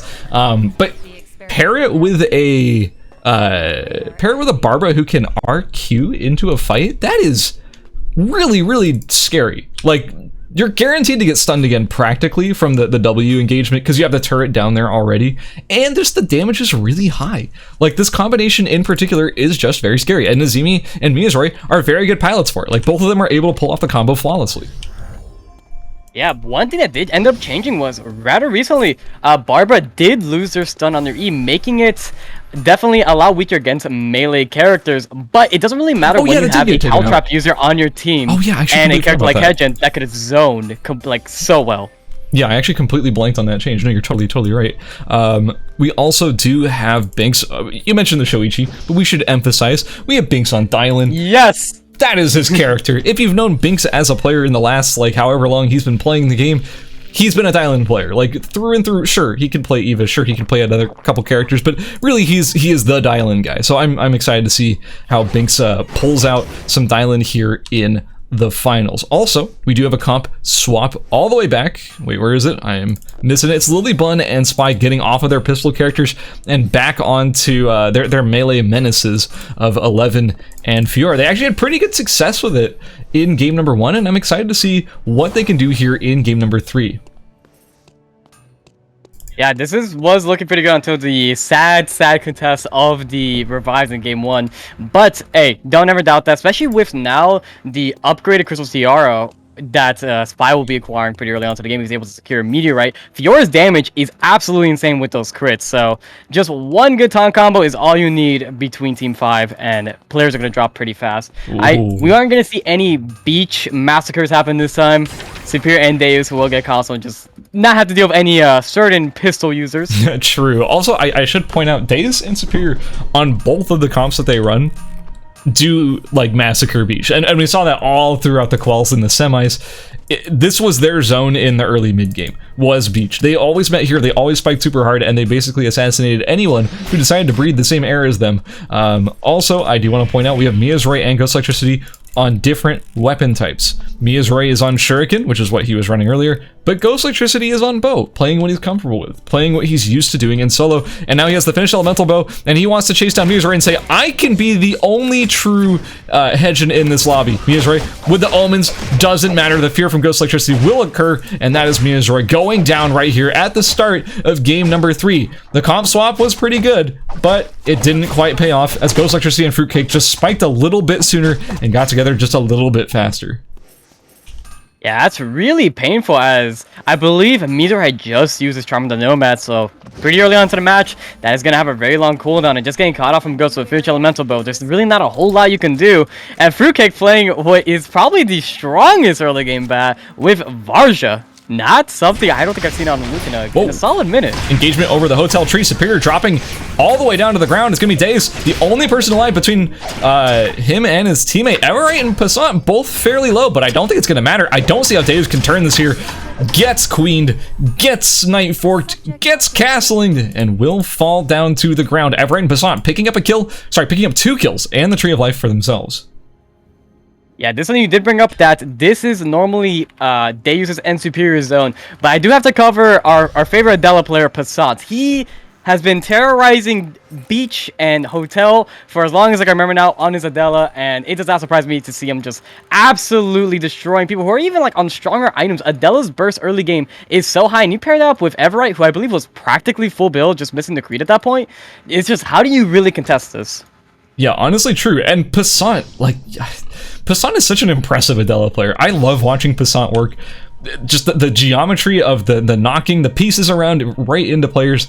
It's really impressive. Watching a really strong Adela player do incredible Adela things is always a pleasure to watch. So I'm happy to see Passant over here popping off with this Adela. On the other side of the map, we do have Water Fudge stacking up. It's beginning, man. This is where it starts. We're already at 24 stacks, and I see a lot of cooking materials in that inventory. This is the last game, so he better cook his heart out. As after this, he is going to be able to he's going to be forced to swap characters, but as Waterfudge is known as, he is the biggest character crisis player on North America, so I'm sure he has a lot more in his bag of tricks. I'm pretty sure we might see a Lennox. I don't know if he played that during any of the other games, but he does play a really disgusting Lennox. So I'm pretty sure this is going to surprise you. Maybe it might surprise you. Can you guess what their second comp is? I'll give you one try, and I bet there's no chance you'll get it right. What is Waterfudge and play anything Master's that's comp? not hard? You're gonna be so surprised. It's bizarre. Was it Lennox Lee Dai Lin? Wasn't like Pi on Lennox? Was that the last tournament? So they are running as their secondary comp. This is what they did in the quals and the semis. Who knows what they're gonna do here? They were running Amp Alex 11. Oh, I'm excited. That sounds hilarious. No, please, let's move on to the next match. I want to watch that. Disgusting, man. It is so gross. I mean, it matches... Oh, hold on. Hold that thought. Lily Petal and Free Shadows getting chased out here by Passant. Everite dashing forward. They're in the red zone. The free Elas from Free Shadows will go out here. Passant dropping very low, but the checkmate perfectly dodges the free Elas. Free Shadows gets to play with us. That's Passant going down, but we do have a third party from Ghost Electricity and Fruitcake. Yeah, we look at Free Shadows, who doesn't have the free Elas anymore, doesn't have Grow in a Bubble. Ghost missing a very important Q there to get the slow off, but Fruitcake's gonna try to get a chase. We're seeing Slim and Binks on the sideline, looking for the potential third party here, and the last thing you want to do is be caught off a Lee Dai Lin. But no, every team is aware of one another. They do not want to continue this engagement, as I'm pretty sure every team probably has console here. But we are looking, wait a second, Slim, Binks running right into Spy and Lilybun. Spy is going to be able to dash out. Binks doesn't want to overcommit here, as he's incredibly squishy, and they can turn around really fast with the Lilybun taunt combo. And doesn't look like a whole lot's going to really come down from it, except from Passant's sad death over an up top. But they could potentially... I apologize. Everite could potentially still grab his ring. He does have enough timer for that. Yeah, Everite, however, might be getting caught here. Quick Cut gets some pretty decent distance for Everite, but with Ghost Electricity being able to hop over the wall, there's that camera I'm talking about, man. That beautiful camera hop. It ensures that he's able to get the Q for the follow-up at this point. Oh, beautiful! Swoosh, swoosh, swoosh, swoosh, swoosh. That is Fruitcake catching up. There's nothing you can do at that point, Everite. You're out of there. I'm sorry, but Fruitcake, you are disgusting, my friend. That is the perfect chase there. if you didn't think Luke could be extremely cool and skill, like what I'm trying to say, skill expressive, if you didn't think that that character could be insanely skill expressive, look no further than how Fruitcake handled that fight. The camera hops to get in range for the Q, everything that happened there. In fact, I would like to go, wait, hold on, before we go to the replay, I do have a lot of people posturing. Okay, let's go to the replay of that. I want to see how that entire chase went down. We see Fruitcake chasing Everright over here into Forest. The initial chase over here looks like Everright's out of range of getting caught, but then there's the camera hop to get the Q, instantly gets the connection, follows up, bat skill into the wall. Now Everright has a chance to get away with this beautiful suture thread that connects on both members, but the Q's already connected. That's a beautiful follow-up. The slow to ensure that the R lands, and that is just picture perfect right there. Lilybun getting chased out by Trick and Spark over here in Hotel, as all of our players are kind of aggregating around the school area. Wait a minute, we missed the fight over here. Fruitcake versus Slim. I guess Slim managed to try to get away, but wasn't really able to. Lilybun gonna go down to Miazroy and Nazimi, but we also have Trick and Spark trying to third party this. Lilybun not in great shape here, as Spy is nowhere to be found. Yeah, looks like Miazroy, Spark, and Trick are just gonna try to continue the engage, but Nazimi just over the wall here. He looks like he's posturing for a potential RQ, but no, gonna disengage with Miazroy. Spark Preacher gonna go for the chase. Nope, never mind, just gonna cancel it and walk away, realizing he probably can't continue. Miazroy incredibly behind here. I mean, he did get revived pretty early on by Nazimi. I believe he was just revived? I'm not entirely sure. We are looking, oh my goodness! Trick! Spark with the insane combo. We're looking at a double ulti. Spy gonna try and walk away with his life, and I believe he will get away here as this composition doesn't have a lot of chase, but insane catch instead. Lilybun gonna be crawling between the buses, just trying to get a bus driver and just get out of here, but sadly not gonna have a one-way ticket there. Just gonna have a one-way ticket to the revive system. That's very true. Also, it looked like Fruitcake and Ghost Electricity were going to try and go for the hotel, sorry, not hotel, the Forest Tree of Life, but it didn't end up going their way. I almost forgot that Pie Master and Water Fudge were in the game.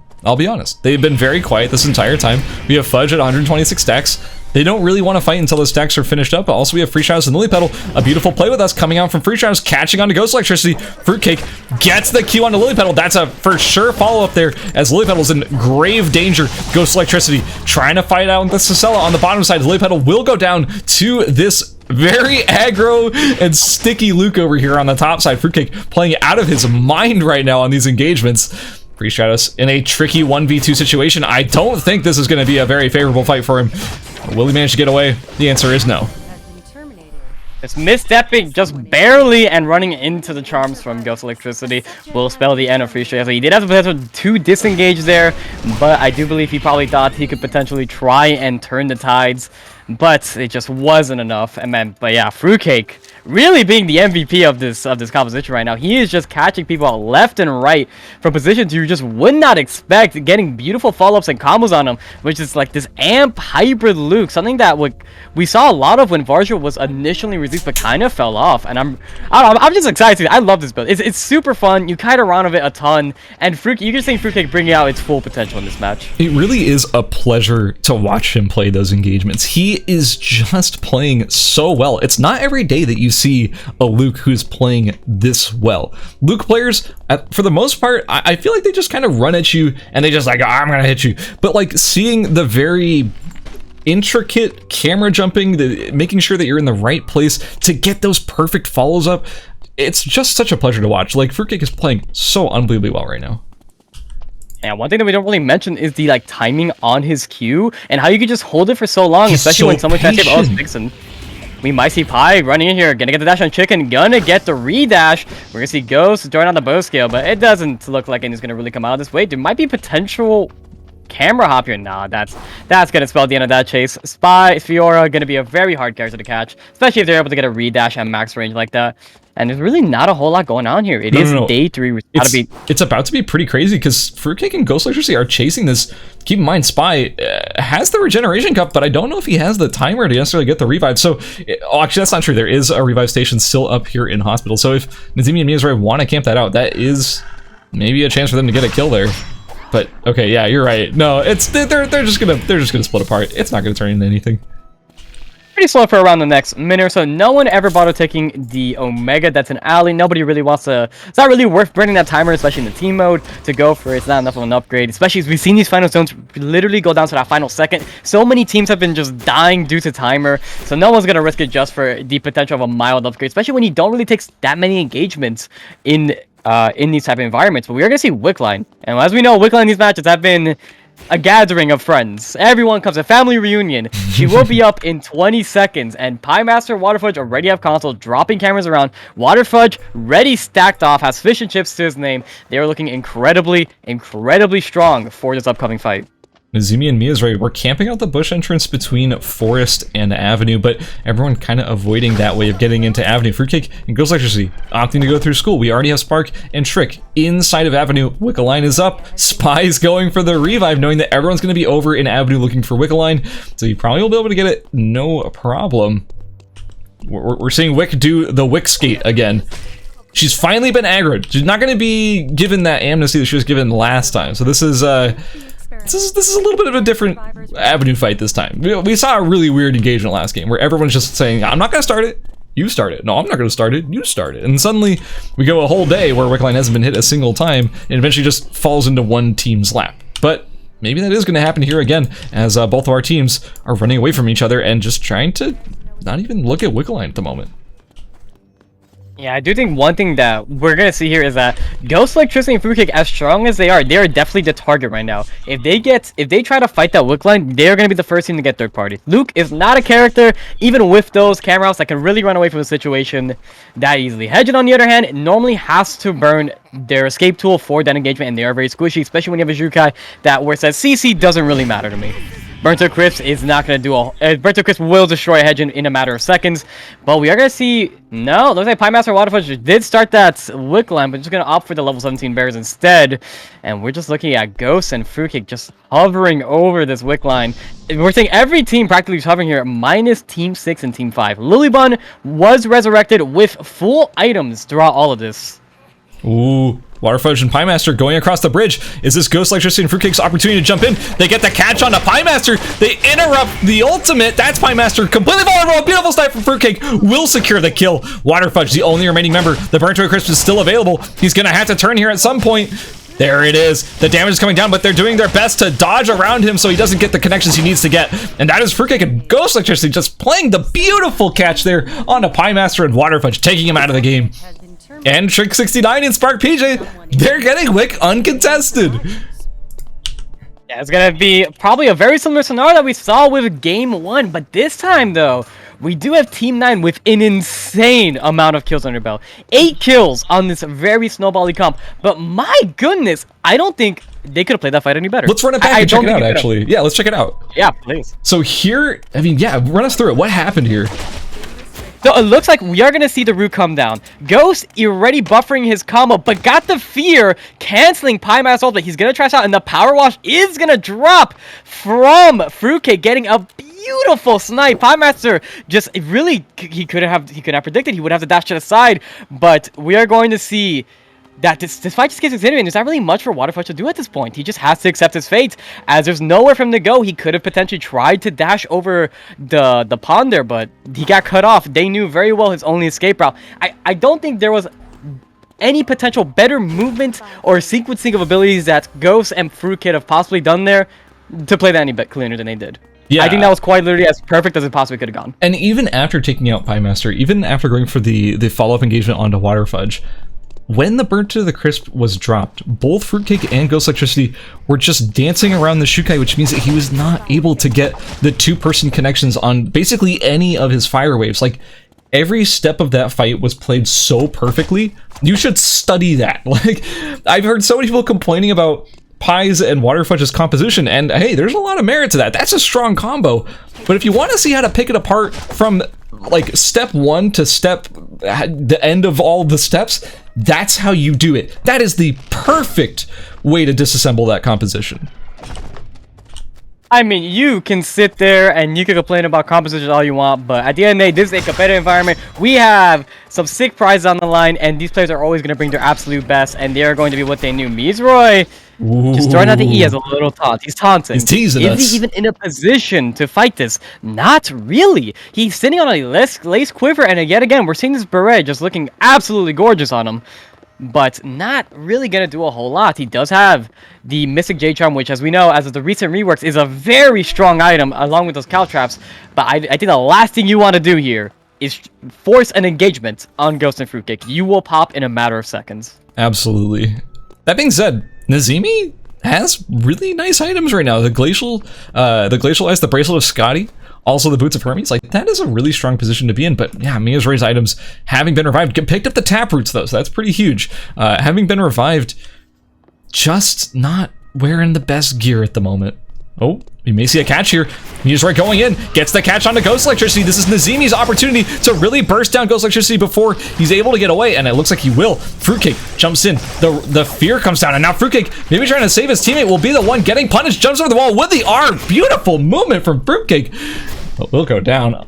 That is Nazimi and Miyazuri playing their engagement perfectly. I mean, we've seen Fruitcake and Ghost Electricity play a catch perfectly, and now we're seeing Miyazuri and Nazimi play a catch perfectly. This is a killer lobby, man. All these players playing out of their minds right now.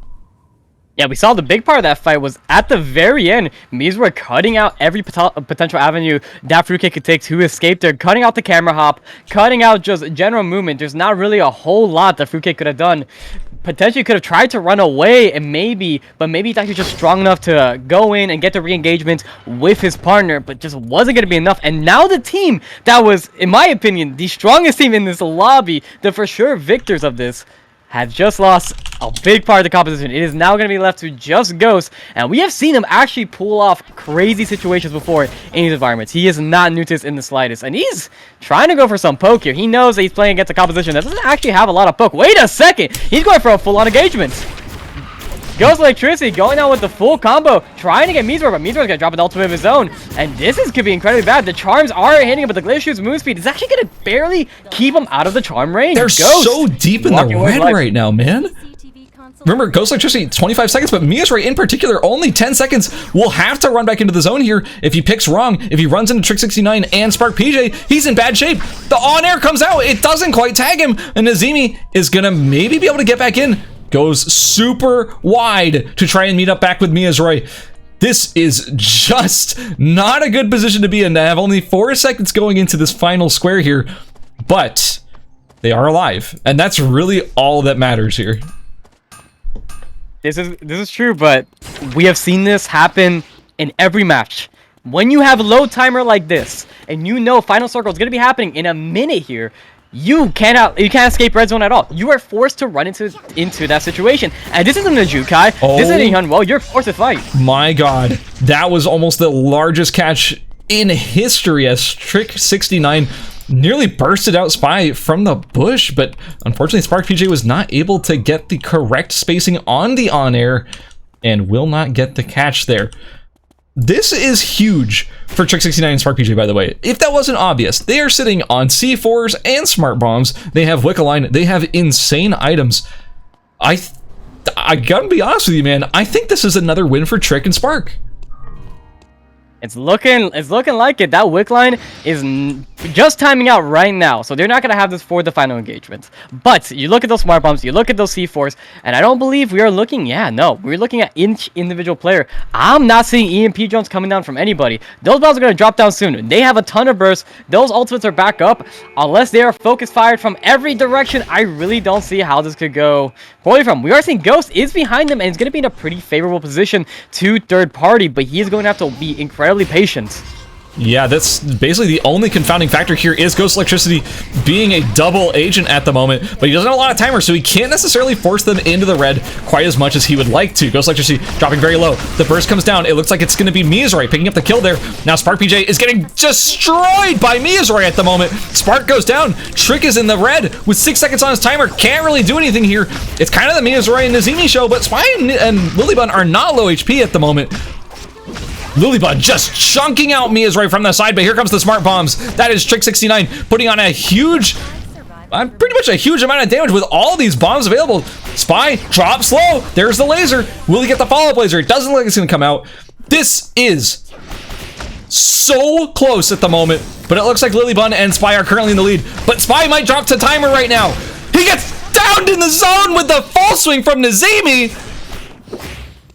Barely knocking back, and we are looking at a 1v1v1 as Trick69 is being focus fire here. The 11 ultimate is going to come back up. Lilybun just trying to take whoever she can take down right away. Nazimi is going to try to get the res, but there's no way that is ever going to happen, especially with an 11 right there. 50 seconds on timer, and this is just a very scary state to be in. Lilybun jumping in on Nazimi here.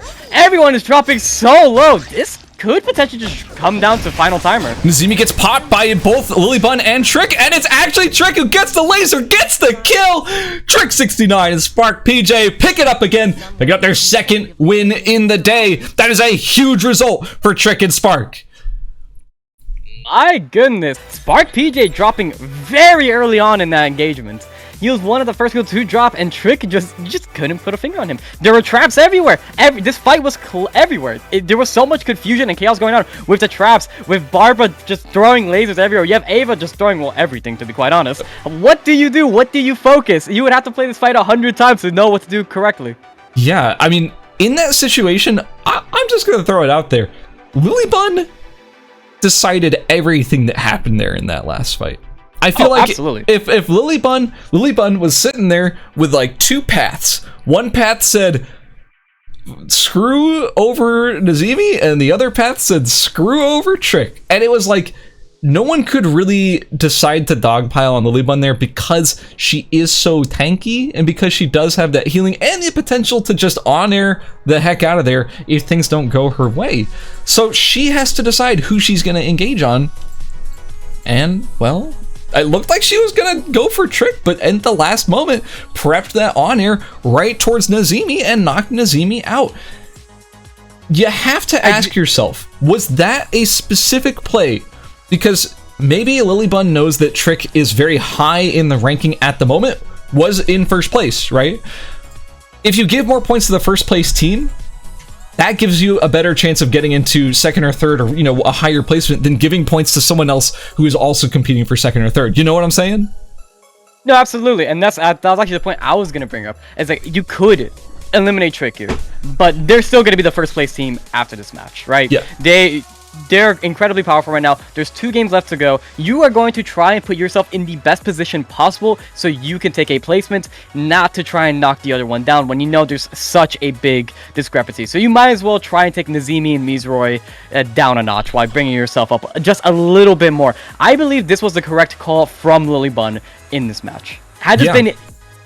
I wouldn't even say if this is game 1 or 2, you don't really have those points to decide on, but this being game 3 and having that information, I think she made the correct play. I agree. We do have the scores ready, so let's go see where our players are all going to be standing at the end of game number 3 as we go into our little break in a bit. In first place, we currently have Trick69 and Spark PJ with 99 points. A very firm lead over second place, who is down about 36 points. I can't do basic algebra right now. Down about 36 points. It's Ghost Electricity and Fruitcake in second place, looking pretty good. I have to point something out. Going into that game, Ghost Electricity and Fruitcake were in 6th. They were not anywhere near the top of the leaderboard because they ended up with 8 kills in that last game. An absolutely enormous result for them. In third place, dethroned, we have Waterfudge and Piemaster with 56. Tied with them in fourth, well, technically tied with them in third, is Spy and Lilybun with also 56 points. 2 points behind them is Slim and Binks in 5th. And below them, we have Superior and Deus with 40, Nazimi and Miyazori with 35, Free Stratus and Lily Petal with 28, and bringing up the rear, we have Everite and Passant with 27 points. That is where our players currently stand at the moment. It is a clear lead right now for Trick69 and Spark PJ, playing the games of their lives at the moment. Absolutely popping off on high ping nonetheless. These players are doing so much work right now, but that was a huge comeback right there for Ghost Electricity and Fruitcake, bringing up an 8 kill second. Oh, no, sorry, 8 kill. What did they get? The placement wise, they got 8 kills, fourth place, I believe, right? That's a big result. 4th place, whatever, but 8 kills, that's huge. No, it's absolutely massive. I mean, it sparked them up right to second place. I believe Ghost could have potentially been a little more patient and maybe have squeezed out a third place, potentially even higher, but he was in such a sticky situation. He had, like, I believe no he was timer. trying. Yeah, he had very little timer. He had to come in, and I believe maybe there is a good chance he was trying to do the opposite of what we mentioned with Volleyball earlier. Maybe try to get knocked down, spark, and trick down a notch, so where he could try to climb a little higher, because he know he had an insane match, right? 8 kills, nothing to scoff at. You know you're ranking right up those leaderboards really, really fast. Well, especially if you're going to be jumping in on the team that is like, if you could sandwich a team and you know there's another team right near them, if you get a big AoE damage and fear on them, other teams can see that as a moment of weakness and try and dogpile on them as well. Like, that's a strong play there. I actually really respected that play, and I thought it was the correct thing to do. Unfortunately, it just didn't go their way. It turns out that Ghost was the one who did end up getting focused there, so that's just sort of unfortunate. But that is sort of the way the cookie crumbles. That's going to be it for game number 3. We're gonna go to a quick 5 or so minute break so our players can, go to use the restroom, whatever they need to do. Guys, stick around. We will be back in about 5 or so minutes. Don't go anywhere.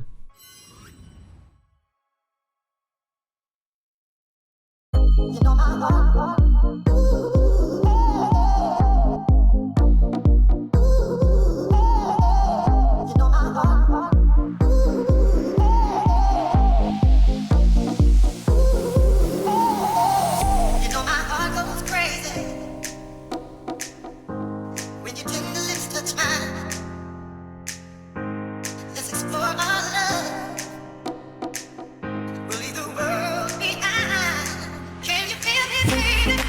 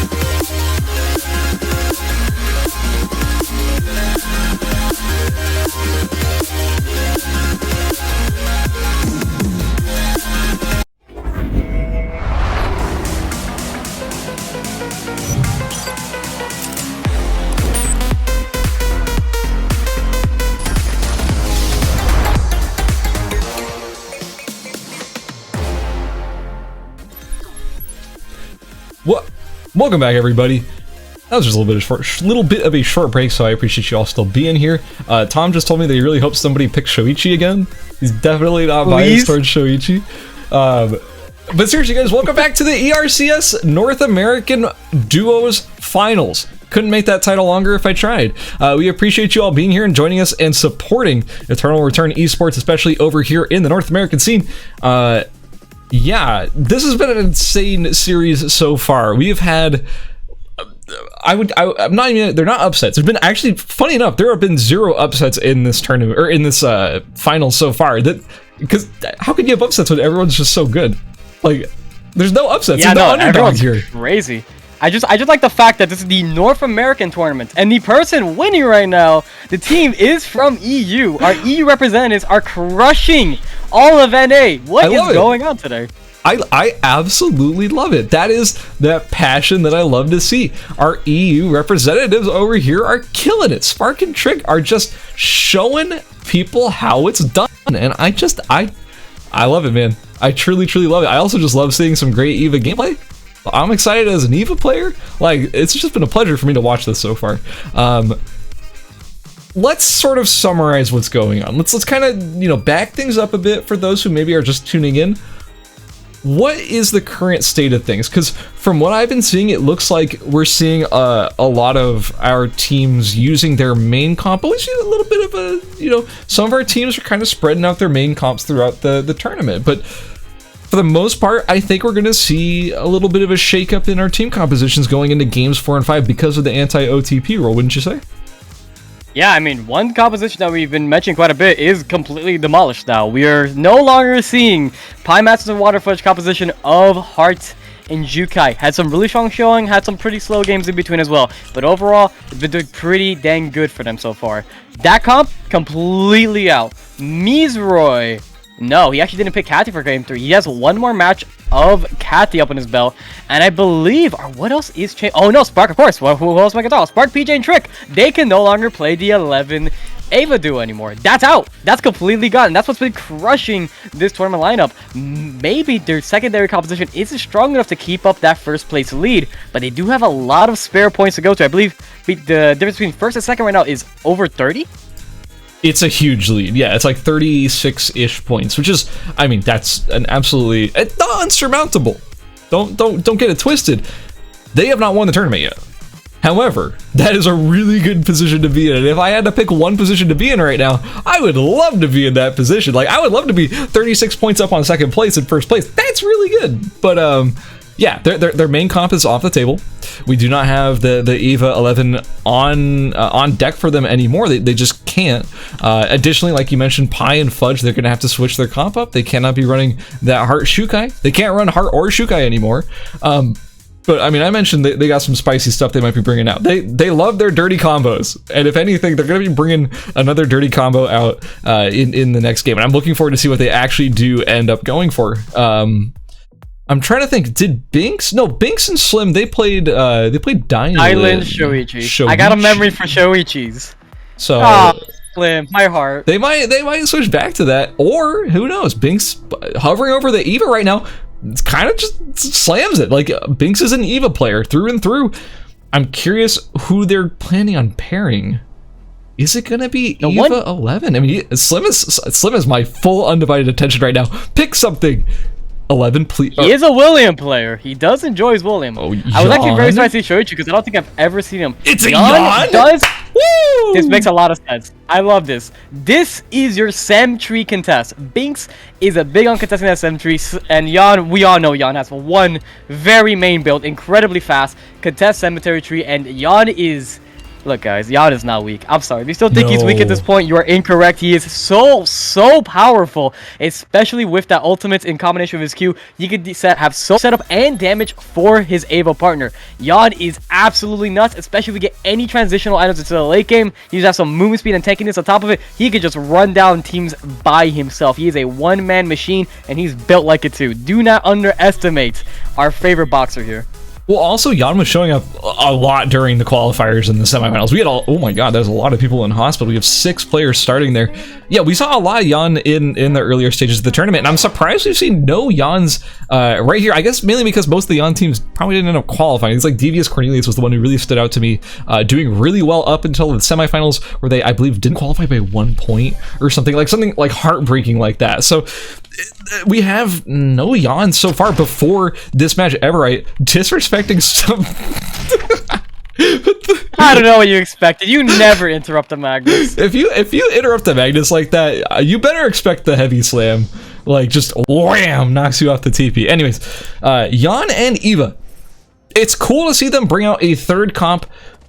Like so far, I think this is the only team that's brought 3 comps, but they're bringing out the third comp here in this game, and yeah, it's a good composition. This is not a bad team. Yan runs forward, pulls the enemy's attention, locks them into the ring, and Eva's able to just sort of cast the beam from a distance and lock them in place with that long range sniping. So it's a good composition. I'm looking forward to seeing what they pull off. Also, oh, what's up? A second. We are seeing another composition. Of course, we didn't pay attention to this. We're seeing Spark and Trick, and I believe Spark is playing quite the infamous Magnus build here. Wait, is this Vajra? The Vajra Magnus. This is looking like it. This is definitely looking like a Vajra setup. I feel, man, I don't want to say this in case it's wrong, but I'm going to say it anyways, because who wants to check facts anyways? I think this is a composition that Spark and Trick ran in the semis and the quals when they had to swap to their side comp. I definitely remember for them for their EVA and 11, but this might have been their side comp, so maybe not as much of a surprise as it should be. Also, as predicted, Pi and Waterfudge are playing their Alex and 11 comp, but wait a second, Fruitcake maybe getting a little bit over eager on this catch on a Nazimi, but Mizrahi, with only the white weapon, was able to sort of push him off. Fruitcake with the Vajra already. That is terrifying. And Ghost Electricity is not far behind with a pretty decent Scorch Bow and set of items. Might be able to force this fight onto Mizrahi and Nazimi. We've seen this fight before, and we know which Hedgen came out on top. It was not Mizrahi. Yeah, sadly, it was not Mizrahi the first time. You never know. He could potentially come out on top this time. But I think, as we're all aware, the last thing you ever really want to mess with is an Elemental Bow. That item is still as insane as it ever has been. But this composition, Team 8, 11, Alex, not something we've seen a lot of. Alex has definitely become the I abuse whatever weapon is doing incredibly well right now, which right now is Shuriken. Shuriken is doing a lot of work, and Plasma Toph has just always been a very strong weapon. Hold up. Especially with the Toph skill, and we might see... Hold that thought. In Beach, there's an engagement here. Passant getting the knockup onto Deus. Deus, the play with us does not connect, because that thing is kind of... Well, if you cast it too close to them, it's not going to actually do anything. And Everett and Passant picking up a kill onto Deus. The self-peel was not quite good enough there. That's a really big pickup here, especially since Deus has a lot of really good items already finished. The Everett or Passant, I mean, Everett doesn't even have a chess piece at the moment. Gonna be slamming that EOD suit immediately. That's a huge pickup for them.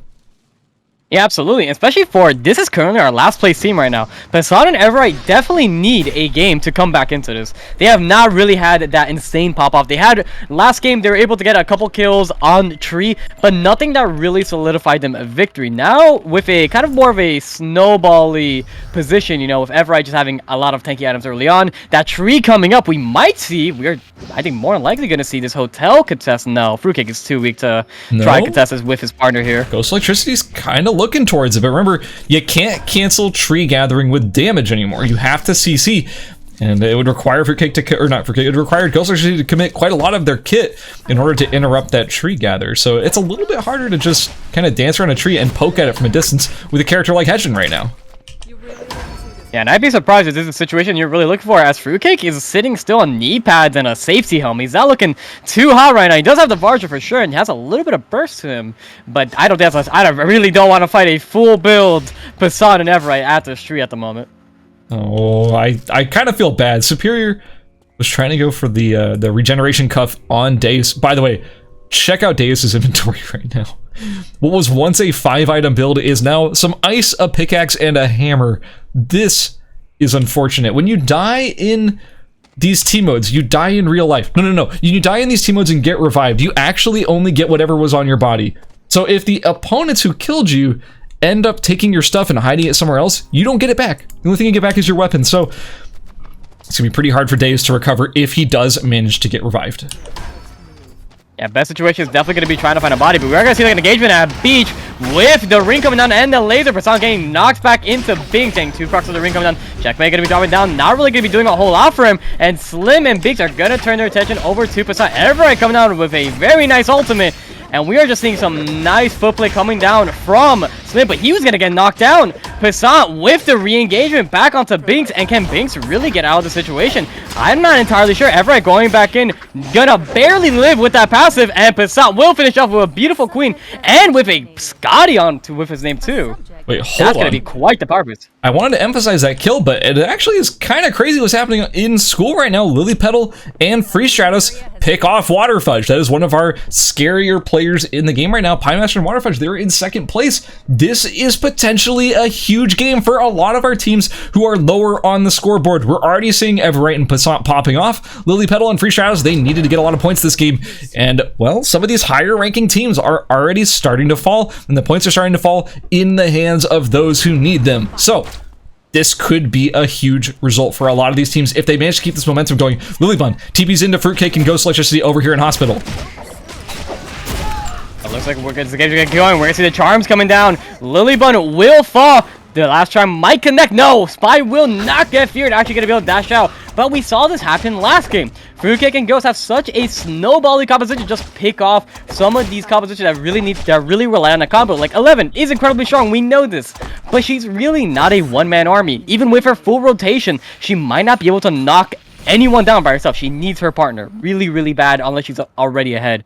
So just getting that catch out is really huge because, I mean, look at the item difference. We saw a full build Lilybun and a full build Spy versus Fruitcake, who just picked up the tiara. He was on a safety helmet and just a sheath a minute ago, and it doesn't really matter. This composition has so much picking power, so much initial front-loaded burst, that what do you really do against it? So let's run that clip back again. I want to see exactly the combination that came out of Fruitcake to secure that kill. Really pay attention to how he played it. There's the power washer. Oh my god, just beautiful play there. And of course, Ghost Electricity keeping Lilybun in place for that all to go down. Perfect. That's textbook right there, coming out of Fruitcake and Ghost Electricity. Great catch on to Lilybun. Spark, PJ, and Trick are going to TP. They may not be aware of it, but they're TPing into a zone with 2 and almost 3 teams.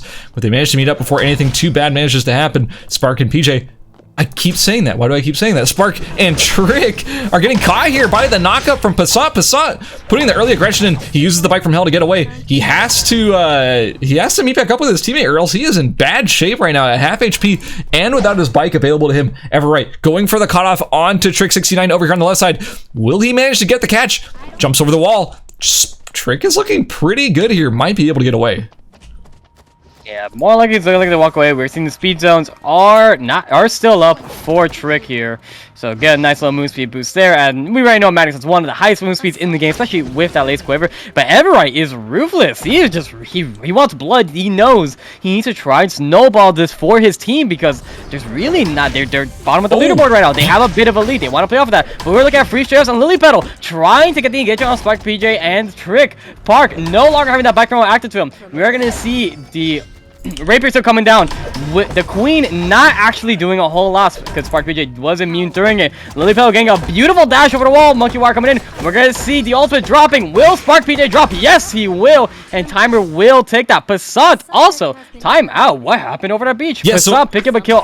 It was Superior and Daze that actually went down to Everett and Passat here. It looks like Daze was able to get picked up, so not a whole lot of items on the bodies, so they were pretty weak in the 2v2 situation, and it's Passat and Everett getting the kill again onto them. That's 2 more kills for them. Also, like you mentioned, Lily Petal and Free Shadows picking up the kill on a Spark. That's huge. Also, over in Hospital, well, actually, it was more like the right side of Pond, Spy went down to Ghost Electricity and Fruitcake as he tried to go back for Lily Bun's Regeneration Cuff. And on top of everything that's been happening, I would like to point out that Water Fudge has re-entered the experiment. Been revived. Yeah. Only has Bamboo and a bunch of Mystic Jade Charms, but you know what? Hey, that's better than nothing. Oh, Trick over in Archery. Dropping very low. We're gonna see Free Shadows coming with the castling. Queen move speed is up. Gonna land a beautiful Queen. That will spell the end of Trick. This is so massive for this team right now.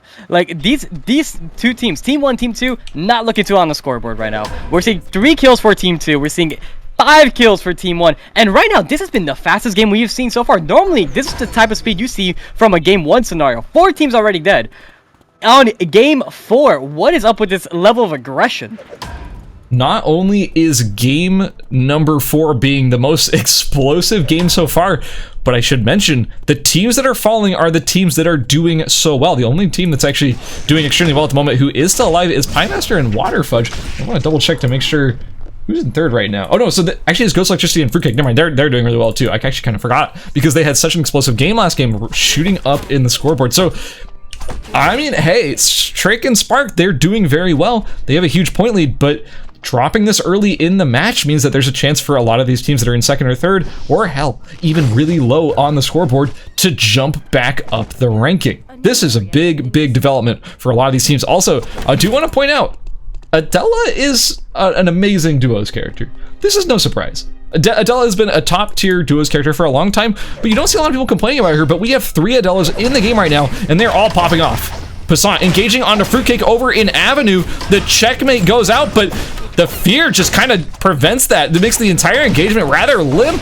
Now Everite, forced to emergency surgery away, does get away, but Ghost Electricity over the wall with the Charm of the Nomad. Passat trying to kite, doesn't get hit by that charm, misses the, oh my god, the Charm of Despair doesn't connect either. Passat is dodging bullets right now. But how long could he keep that up? He did his absolute best to survive there, and this is gonna hurt really bad. Passat, 5 kills with amazing performance this match. Currently in the last place team, but Everite is still alive to tell another tale. There is still potential here to get a very high placement with those 5 kills. And I mean, look, right now we're looking at 4 teams dead. Everite definitely doesn't want to be the 5th team here, but not to mention, get really high in this placements. I was gonna say, not to mention, there's still 1 more revive point. I'm not saying Everite's gonna get the revive off onto Passat and have him be full build because he was like double glacial and all that. Basically, 0 chance of that. But a revive is a revive. If you find some bodies with some equipment on it, maybe you can make something happen with it. It's not completely done yet for Everite and Passat. There's still chance. As long as this revive station is still available, it is still a possibility.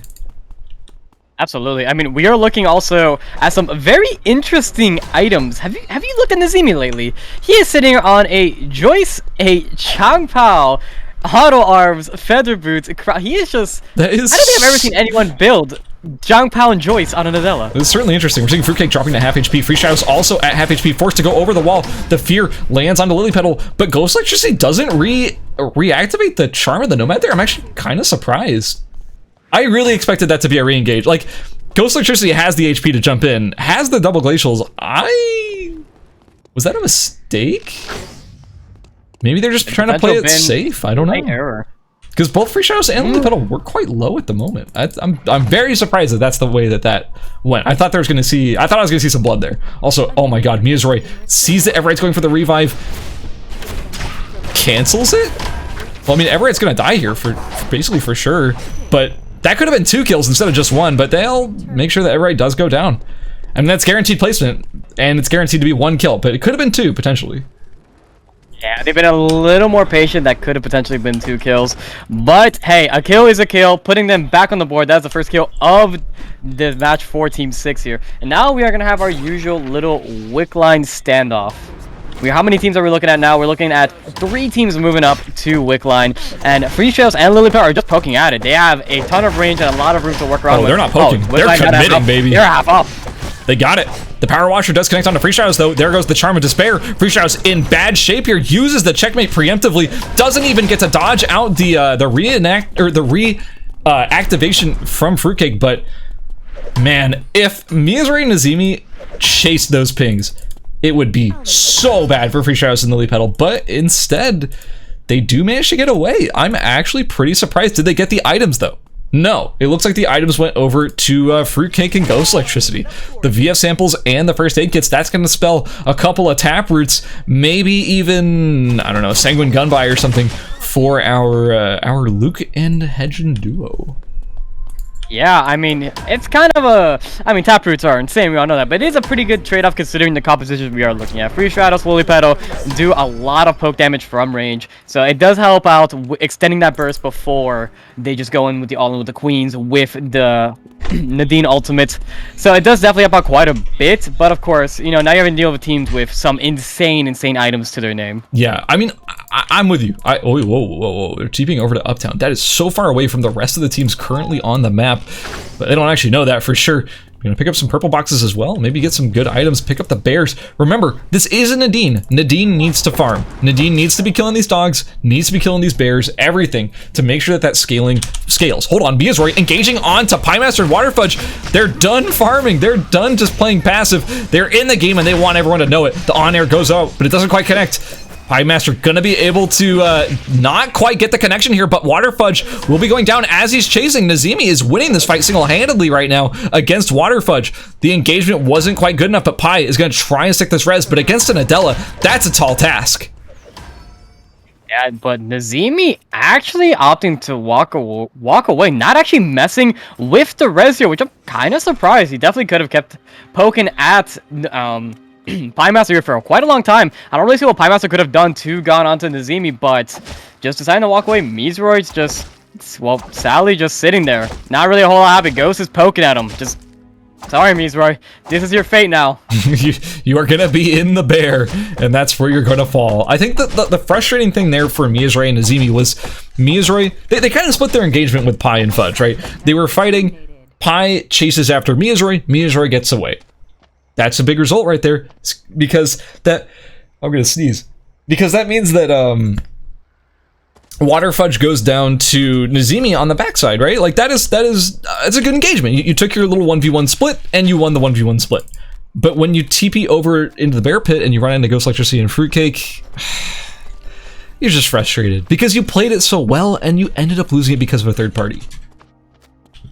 No, absolutely. I mean, it's definitely incredibly frustrating. Oh, but Nazimi is still alive to another tale. Hold on, I was told that Miyazuri actually died to the bear, and Ghost found the body. So it wasn't actually a third party whatsoever. It's just because he had the charm of the Nomad over the wall and aggroed the bear and died.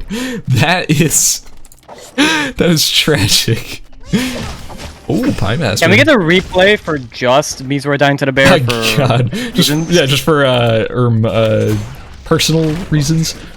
Oh, the double suck doesn't connect on to anybody.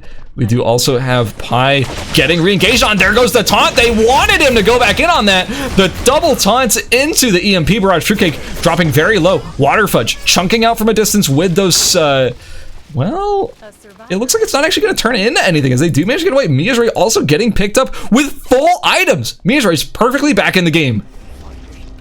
Yeah, that's incredibly surprising. Ghost and Fruitcake actually not denying any of his items, which is really surprising to me. I mean, maybe because the bear was on top of him. I don't really know what happened there. May just assumed he probably wouldn't get res again, or they just had other priorities at the time. So can we talk about the butterfly effect real quick? Remember when we were talking about Nazemi and Miyazuri killing Everite as he was going for the revive onto Passant? Remember that? Yeah. And we're like, oh, you should just let the revive go through because then you get an extra kill. Turns out, the fact that revive station was allowed to stay there was the reason why Miyazuri and Nazemi were able to get the revive off, or else there would have been no more revives left on the map, and now they're back in the game as a team of 2 after an unfortunate fight. That is crazy to me. Like, just the tiny little decision to not let someone revive ended up being what let them stay in this match at full power. That's kind of crazy if you really think about it. I just love the idea of Mizroy and Cons being like, okay, you have to understand, I'm gonna die in like 2 minutes. I am going to die. We need this to be up. Look, I've seen the Please future. understand. You have to trust me. I'm going to dive in there. I'm gonna die. We're gonna get some free kills. You're gonna res me. Okay, cool, Brick. Let's do it. Okay, so as a stark contrast to the previous few games, Lilypetal's items are insane right now. We're seeing an Archaeotoxis, a Kundala, Cube Watch. This is like almost ideal. Like, sure, a crown would probably be better than a Moto Helm at this point, but that's basically perfect items for Lilypetal, plus the 444 stacks. That's huge. Absolutely huge for a Nadine player. Wow. Absolutely stacked right Did now. you see the items on Free Shadows too? Their items are so juiced. I'm even surprised. They didn't even get Wickline items. Oh my god, that one cube from the Dean, bringing Nazemi to nearly half health here. And Nazemi trying to poke back, trying to get some poke down to Free Stratos, but Free Stratos is stuck between Nazemi, Mizroy, and Fruitcake Ghost Electricity are coming around the pit here. Lilypetal might be also a very unfortunate situation as well, but gonna have to walk through the squirrel traps if you really want to engage on Lilypetal here. And the last thing you want to do is be a Luke walking through squirrel traps. That's interesting. I thought for sure that Lilypetal and Free Shadows may have made a mistake there by chasing that far over the bridge, going for random engagements. Oh! you cheeky boy, Water Fudge. Look at you reflecting a giant bullseye back onto the Nadine. Doing half HP. That's really funny. Anyways, yeah, by giving up that position, potentially could have gotten cut off there by Ghost Electricity and Fruitcake. I thought that was going to be kind of bad news for them. Free Shadows was very out of position there for a moment, but did manage to get away because none of these teams really wanted to commit too hard to any of these engagements. So, little bit lucky. Jesus, those quick spins are so strong. Yeah, Lilypetal has to be very careful because those quick spins, if I remember correctly, are around a 15-20 second cooldown at most right now.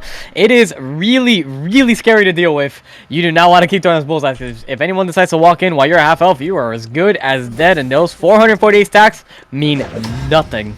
We're seeing the squirrel traps getting stacked up onto the bridge, trying to cut off Nazemi and Miyazuri. But keep in mind, both those characters do have blinks. They can dodge these squirrel traps if they need to. But coming across this bridge against an Adela and a Nadine, let me tell you from experience, from both sides of this, it's miserable for the player or for the team who needs to get across the bridge. It's not good for you. But also, by focusing so many efforts, ooh, a missed quick spin that time. By focusing so many efforts on that side of the bridge, they leave themselves very open to the back, where two teams have now found their way into the zone. Lilypetal, only 14 seconds, trying to stay a little bit safe, but here comes the arrow rain, gonna connect onto Lilypetal. They're in a bad situation as everyone kind of wants to throw some damage their way. Fruitcake and Ghost Electricity are not attacking Piemaster Water Fudge, and the engagement from Mia is right over the wall onto Lilypetal means it is just one team who has unfortunately been picked as the team to die here. We're gonna look at checkmate's gonna come down, but Free Shadows is gonna run out of timer. Yeah, gonna get popped there by Mizroy, and now where Lilypetal and Free Shadows once stand, we have Mizroy and Nazemi, and this is gonna turn to 2v2v2, and this is just a very rough situation as pretty much every team has near zero timer minus Ghost and Fruitcake. They still have a lot of time to spare, they have a lot of leeway, but Water Fudge gonna get popped instantly as this engagement continues. Ghost popping his ultimate. Piemaster just trying to stick as long as he can here. Not gonna matter if Fruitcake gets the pressure washer down. Ghost is gonna get back in, getting the fear on Nazemi. Checkmate dropping down. Ghost will drop. Mizroy will drop as well. It is a 1v1 between Nazemi and Fruitcake. Fruitcake is just unstoppable right now. Fruitcake and Ghost Electricity will end up taking that one. That is a first place placement. And a very handsome 6 kills for our bartender, Luke. That is going to be game number 4 being picked up by Fruitcake and Ghost Electricity, who are already in second place going into that game. I'm going to be honest with you, Tom.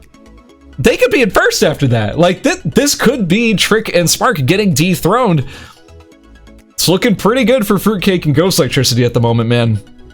Yeah, I mean, if you look at the difference, Trick and Spark had a pretty unfortunate game with 0 kills in 6th place. But of course, we're looking at first place, 6 kills? That's man, huge. That is probably enough. If I was betting, man, that's probably going to be taking first place right now. And that is going to make for an incredibly scary 5th game between Fruitcake and Ghost and our EU representatives. At the very least, yeah, it's going to be a close fight for first place. But also, hey, let's check it out. Miyazori and Nazimi coming in with 6 kills. 2nd place, that's a great result. They entered this they entered this 4th match in 7th place. Not the greatest position to be in, but they came out of it looking pretty good. Also, you have to pay attention to, I believe it's Waterfudge and Pie Master 3rd place, 1 kill. They're already pretty high up there, and that's going to be pretty good for them. And in 4th place, we have to give a special shout out to Free Travis and Lily Petal, who picked up 3 kills between them.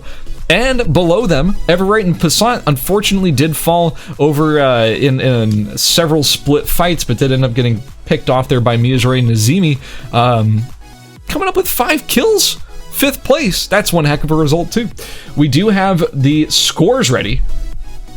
And let me tell you guys, it's spicy. Let's check it out. Tom. Oh my goodness. Can you believe it? This is ridiculous. In first place, Ghost and Fruitcake at 105 and trailing behind. It's not even a trail. They are touching each other.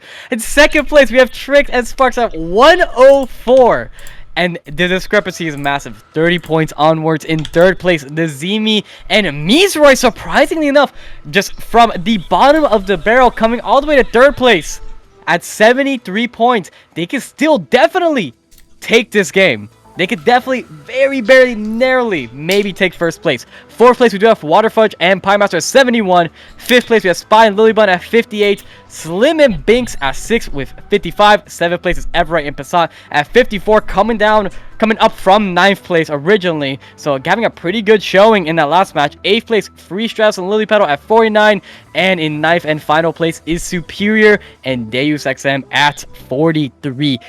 Scaz, what is going on in first and 2nd place right now? 1 point difference. We have a singular point difference between our 1st and 2nd place teams, and honestly, I'm a little surprised because Trick and Spark were doing so well in games 1 through 3, and their lead looked untouchable. They were by far in first, and now suddenly, off the back of a 8 kill 4th place or something in game number 3, and now we had a 6 kill 1st place in game number 4, suddenly Ghost Electricity and Fruitcake have completely turned things around, and they are just dominating this lobby, playing Luke and Hedgen.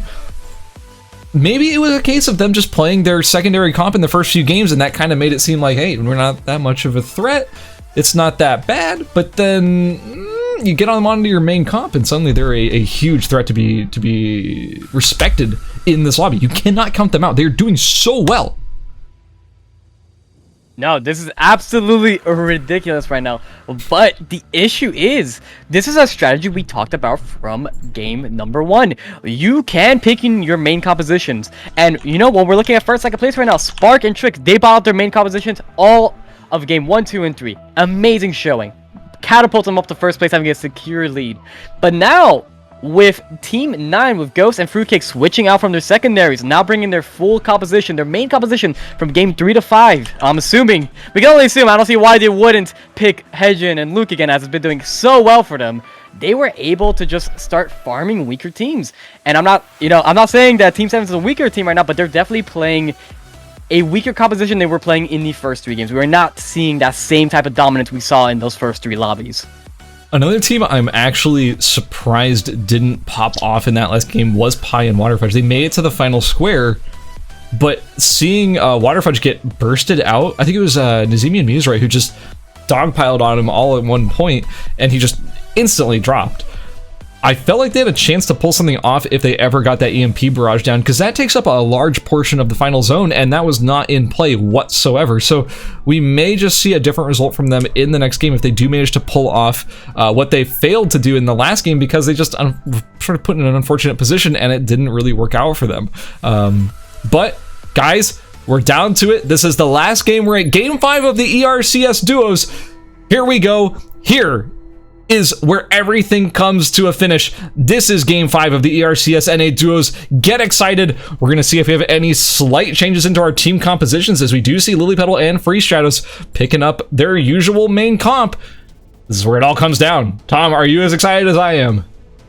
You have no idea. I'm incredibly excited. A 1-point difference in a finals of a tournament.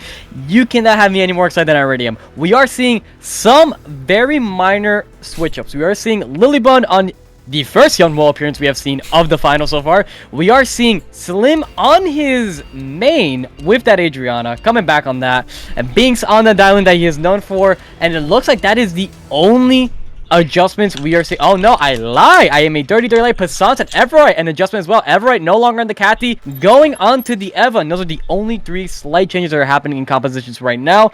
I am curious to see how this will affect overall rotations, and if any of the teams that are currently dominating these lobbies are actually going to be able to continue that lead. Well, lead is another statement. Will they be able to secure the final game, come home with the prizes? I don't know. They easily run into somebody a lot stronger. Ghost and Fruitcake opting to stay with that incredibly strong composition they've been running, with both games having, what, 6 and like 8 kills apiece. And then we are still seeing our number 2 team with Spark PJ and Trick 69 with that Varja Magnus and with that Rio. That is a very, very strong comp in the early game. Can they actually find the lead they need to snowball this into a first place? One more thing I want to point out here. I mean, you just mentioned it. Spark, PJ, and Trick 69 are on their sub comp, whereas Ghost Electricity and Fruitcake, these are our 2 teams who are essentially tied for first place right now. They're on their main comp. So this is pretty spicy. This is a situation where one team, despite them both being tied, one team gets to play their main and one team doesn't, and that could give a huge advantage over to Fruitcake and Ghost Electricity.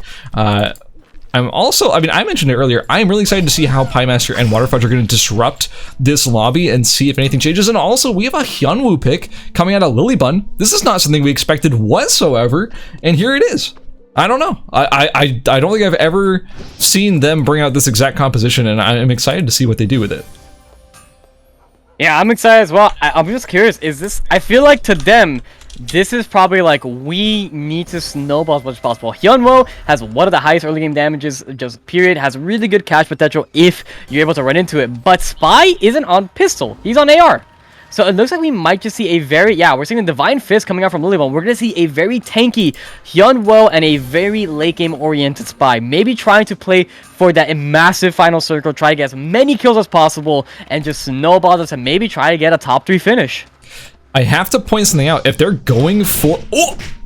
The first attack connects onto Waterfudge. Waterfudge dropping down to below half HP. Has very little finish at the moment. Lilybun putting the chase out. Really strong, but you gotta keep in mind, that is not really a chase you're gonna necessarily win. If you have no shoes on the Hyun against a repaired slippers, like, sure, repaired slippers aren't amazing, but it's better than, like, literally nothing, right?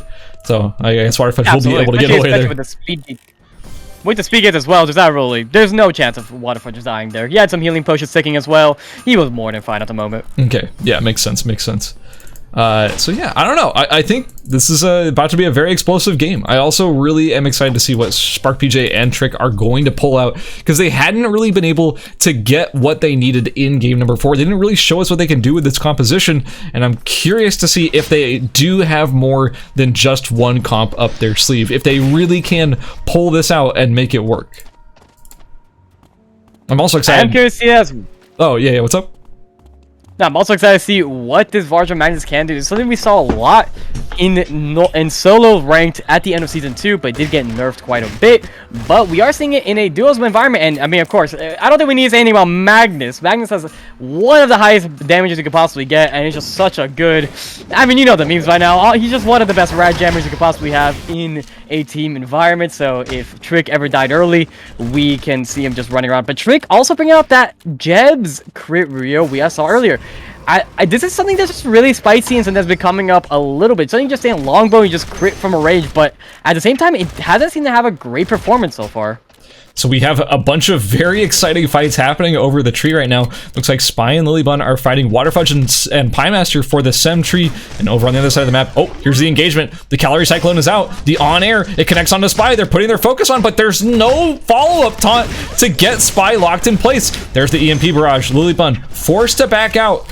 It's a pretty decent disengage, but it looks like the health advantage is going to go on over to Waterfudge and Pie. Over in Hotel, it looks like Everite and Passant are being chased out by Binks and Slim. The tree ended up going, I believe, to, it was Binks' team? Yeah, no, yeah, Slim. So Slim gets the tree, Passant and Everite forced to back up. And wait, what? How I looked away and suddenly Spy and Lilybun are getting the tree for free? I guess Pie and Waterfudge just conceded it altogether. They didn't want to fight it.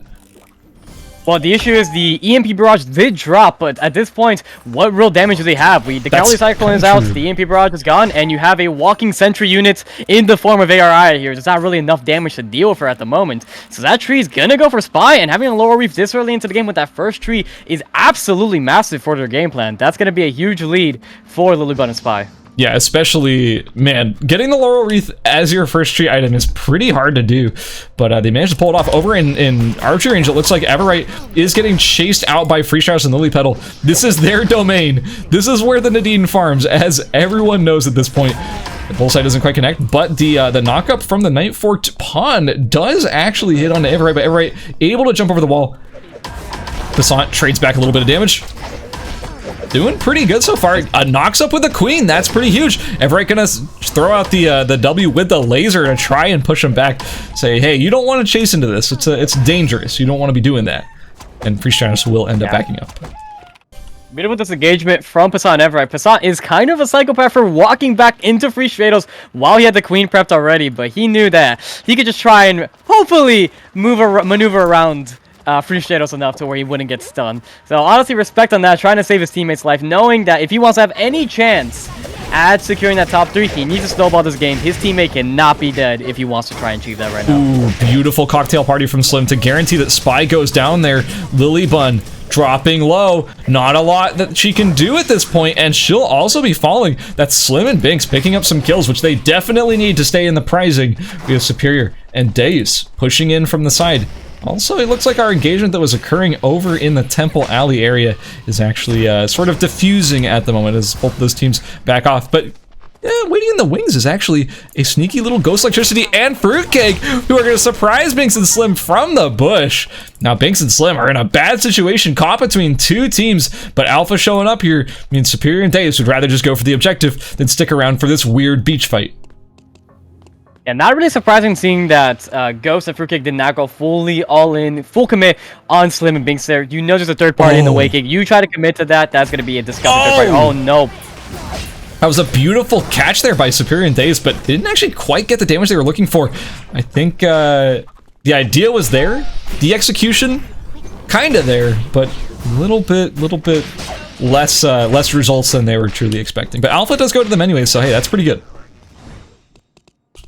And not a lot of damage right now from Deus and Superior.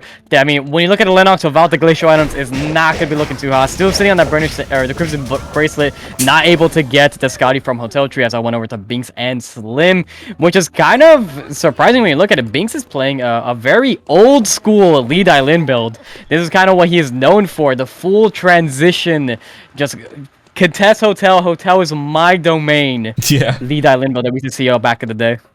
And the Glacial Shoes on Slim will be doing a ton of work. That flat amp applying on the burning oil trails that she leaves. It does quite a lot. Unfortunately, it doesn't apply the Q though, but it's still really, really good damage for Adriana. Flat amp working really well on her. Also, Ghost Electricity and Fruitcake looking pretty good, both on full builds. No transition pieces so far, but the food's good.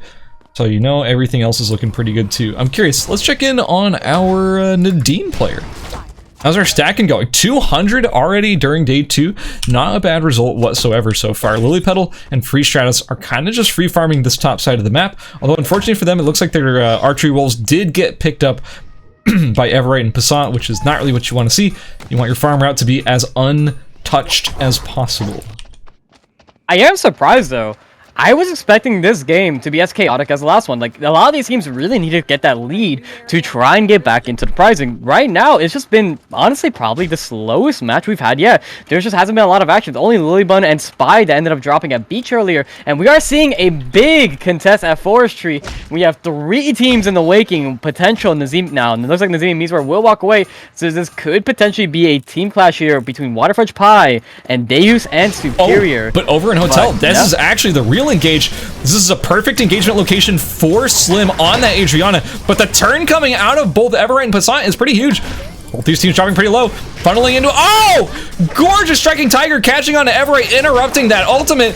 The 3 Qs come down, and that is the Eva falling. That is how you handle that situation. Just get on top of her, man. And it's Passant going to drop. Wait. Oh, maybe in a few seconds. Oh, Ghostly Wait gets a it on second, the wall! Ghostly should come in. He's gonna drop the ultimate. Gonna actually secure Passat for himself. Bosko dropping down. Big. No more ultimate. Fruitcake in the wake. Can he potentially get a camera up here? Maybe land a disgusting Q. He will possibly have a potential here in just a moment. I don't know if he'll be in range once this dash goes over. Ghost is probably gonna continue to chase here. I don't see why he wouldn't. Wait. Mizroy and Nazimi coming in as well. The other's gonna be dropping. Biggs is gonna be someone's dinner here, and it looks like it's gonna be dropping the Mizroy and Nazimi as Fruitcake and Ghost take her on the wake. There's another team joining the party, Superior and Days. Now they've trapped Nazimi and Mizroy, who trapped Binks a moment ago. Fruitcake and Ghost Electricity playing the Arbiters over the wall. Oh, Mizroy gets hooked. Oh, the engagement from Nazimi and how many Days drops. Oh my god, these players are playing out of their minds right now. Dave's trying to get revived by Superior. Slim gonna go for the revive on the Binks, but they're reviving right by Fruitcake and Ghost Electricity. They notice that this is happening. They interrupt it. That Slim gonna go down, and Binks and Slim are out of the game and out of the tournament. It's Superior and Deus getting picked back up, but Mizroy gonna try and crawl away here, and I don't think he's gonna get picked up. He's probably gonna get the boar, ba-bam! And now he will surely be falling next, fully being killed off here by Superior as he aggroes every animal in a 5-mile radius in the process. Alright, I was wrong. This wasn't the slowest game. All it took was 1 ping on the map for everyone to be like, you called? What?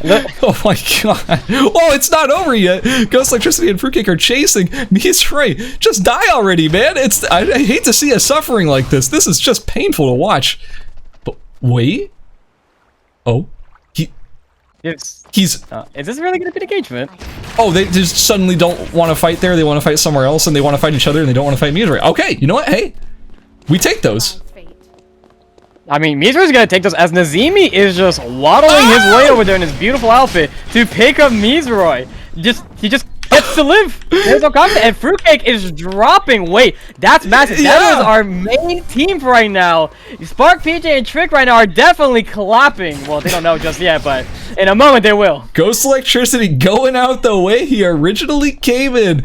That was a gorgeous pull by Superior onto Fruitcake. Fruitcake gonna fall. Mizroy, I don't know who you paid off to be alive right now, but it must have cost you quite a little bit of money.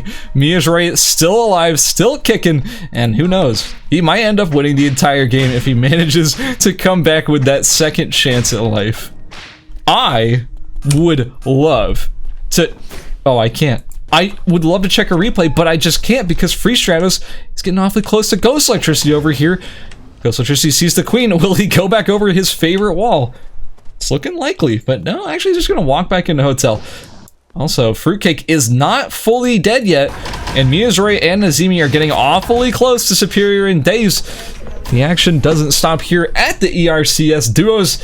These players know this is the last chance to get points, and they want to pull out all the stops here. Here comes the engagement from Deus. Superior gets the whiplash out of Nazimi. Nazimi has to drop the checkmate to avoid as much damage. Oh, the silence! Deus is a beast! He cancels the 5 omens from Mizroy with his passive! Or is he? I don't actually know. Whatever. It doesn't matter. Deus is a monster with that interruption right there. Oh my god, the 0.1 second silence, I want that to be intentional because that was the biggest interrupt I've ever seen in my entire life, Tom. This has been a bloodbath at Beach today. You do not want to cut this area because everyone just keeps dropping time and time again.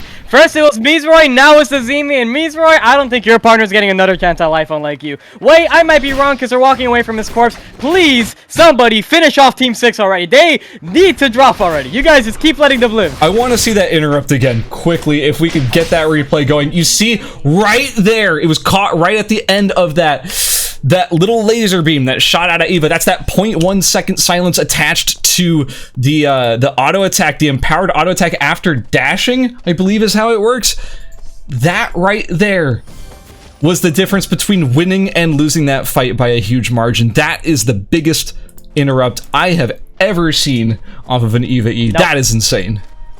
We did miss a little bit during the replay. Lilypetal's team did secure Wickline and its components for themselves. I mean, there's been so much action on Beach right now that they were just easily able to get it on its spawn. So Lilypetal in an insane position again. But we saw this happen last match. It didn't matter. They had the Wick, they had the insane position, but final circle, they just kind of got robbed with just how squishy they were and how many people were left. And this game is not looking any different. Right now, we still are night 3. We have 11 players remaining. We only have one strangler in the form of Mizroy looking over his dead friend right now, trying to get in the ring.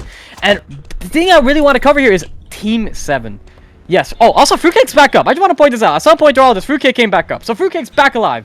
Team 9 has 2 kills. Team 7, our current first place team, has nothing. Wait a second. Mizroy is getting caught out again. We're getting later drop down. Waterfudge coming in for third party. We are going to see the calorie cycle coming in. EMP Vaj coming in as well. It's just not doing a whole lot of damage there. Pi getting kited out. We are just going to be quite the long-winded engagement as everyone is kind of used up all their bursts already. They're trying to put the pressure on Superior. Superior getting, whiffing the blue Viper just a little bit. Pi gonna potentially drop here, and Waterfudge is gonna try and force a disengagement. He might be able to walk away just narrowly, but Pi gonna have to crawl over to that bush. Waterfudge, unfortunately, is gonna have to just back out there as his teammate goes down. Again, Daze and Superior are playing these engagements perfectly. Every time it looks like they're on the back foot, they just pull it out. The CC coming out of Superior, keeping them in place, keeping their focus on him, on top of the damage output coming out of Deus XM. These perfect laser positionings are doing so much work for them, and they're able to pull it out. And like you said, Free Stratos and Lilypetal, they have the Wickline, which means the items and the buff is theirs, and that's 400 stacks. Look, it doesn't matter, though, how stacked you are if you don't have kills. Winning is great, everyone loves to win, but there is so many kills trading hands right now on the beach side of the map. There's this whole like hotel beach side is littered with X's on the ground as players have died all over the place. You gotta be a part of these fights. Like, the stacking is great, but you need to be able to turn those stacks into points, and if all the points are gone by the time you show up to the fight, that's not going to be very good for you. Speaking of Game 5 scenario, this was Game 1. I would say the Lilypetal Free Stratos are looking amazing right now. But Game 5, especially knowing their position that they are in, they definitely need to be part of the action, like you said. And it's just looking really rough. I mean, we're even seeing Deus and Superior don't want to back off. They're incredibly ahead. They saw the pings on the map, and they're just sitting in this bush. They're not making a sound. And they're really hoping that a straggling team just walks into them, and they're able to just get that burst off again, potentially just getting an insane game out of them. But again, just out of all teams that are dead, Team 7 and Team 9 are still alive in full power. Team 7 has just been farming the entire game. They're looking really strong with the Fall of Pegasus, Mithril Quiver, and I cannot pronounce his bow on the Trick, and Spark just sitting on a bunch of transitions as well, and it's just looking. And this is gonna be such a scary final circle. Okay, I don't know how you pronounce that thing. I am Argyrotoxis. I don't know, man. Just try it. Just whatever it sounds like it could be. You know what? Just throw it out. You never know. Pi did.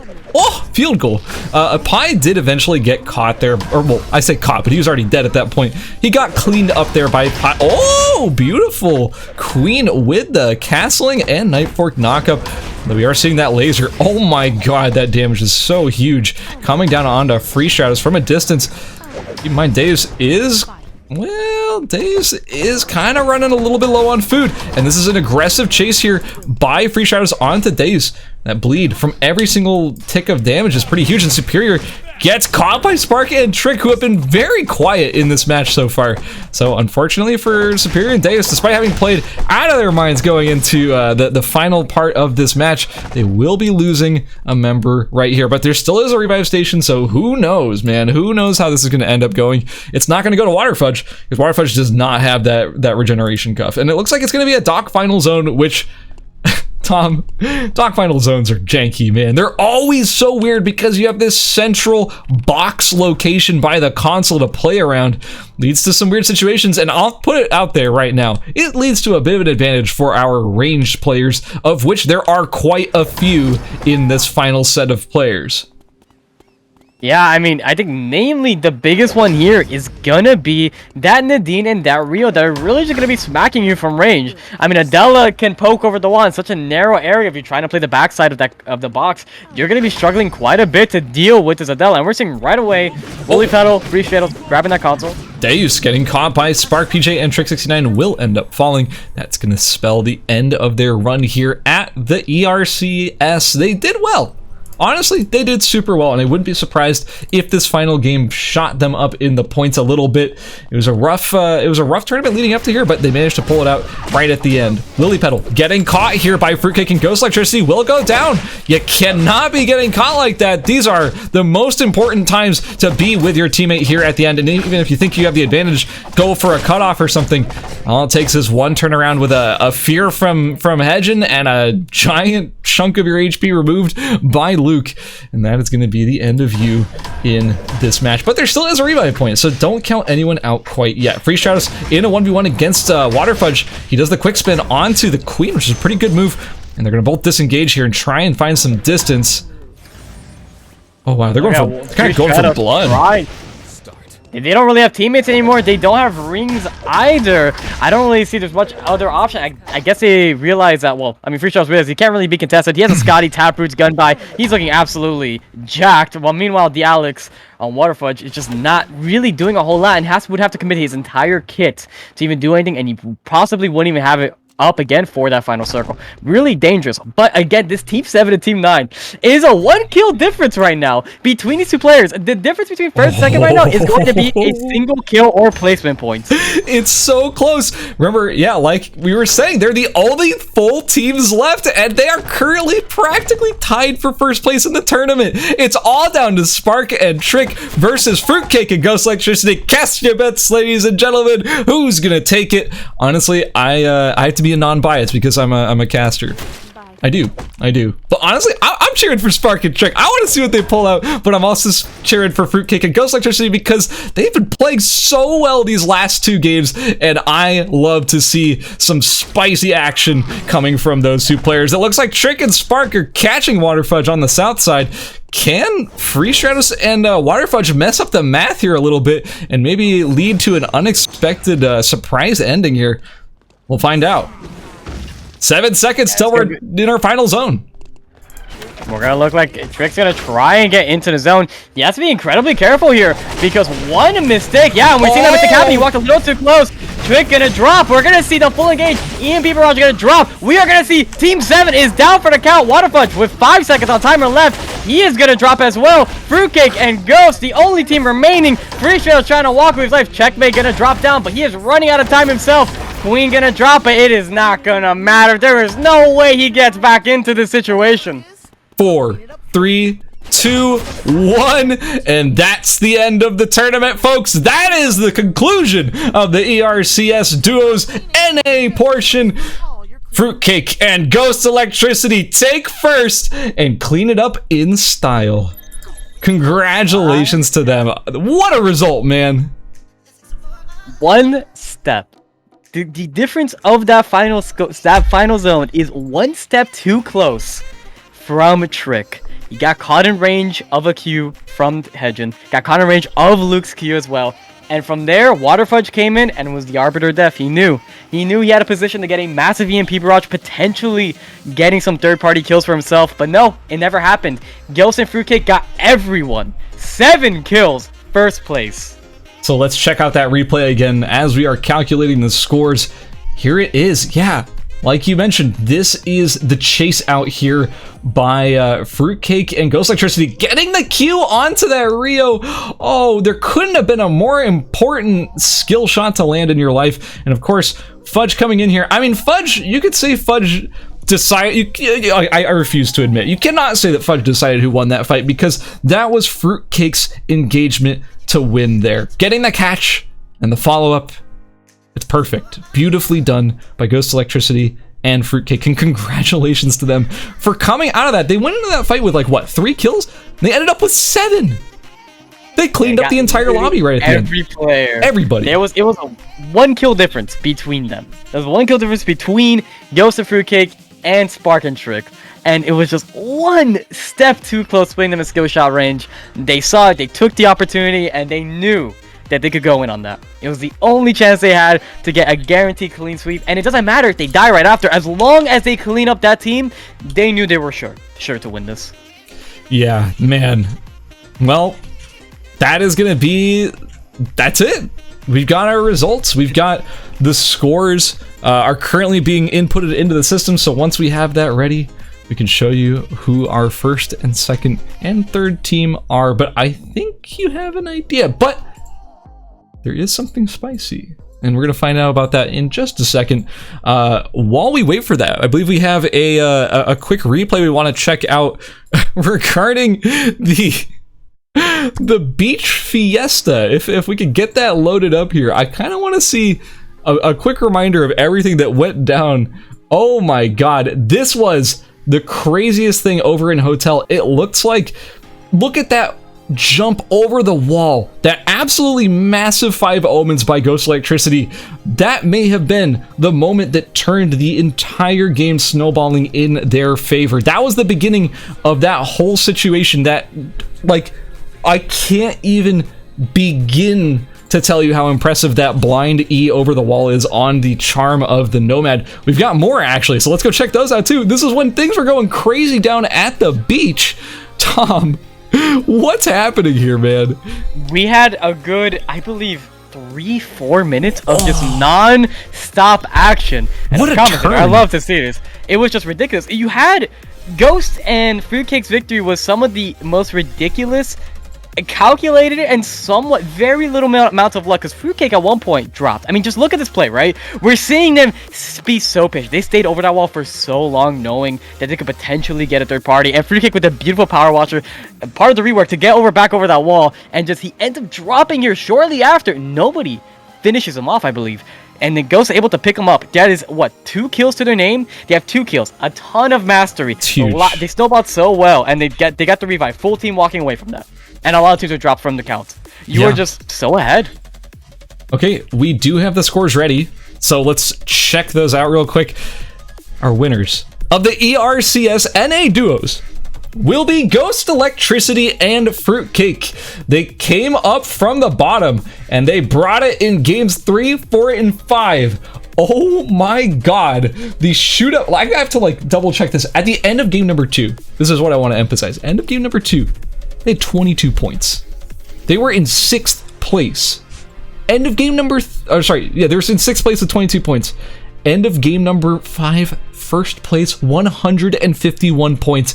They brought it so hard here in these last 3 games, and they have dominated the lobbies. I'm very impressed with their play, and honestly, I am a huge fan of all that they did today. In 2nd place, the EU Beasts. We have Trick 69 and Spark PJ with 121 points. They had a dominating lead over the entire competition until the very end. And honestly, guys, 2nd place with that ping, that result, you could not be upset at that if you tried.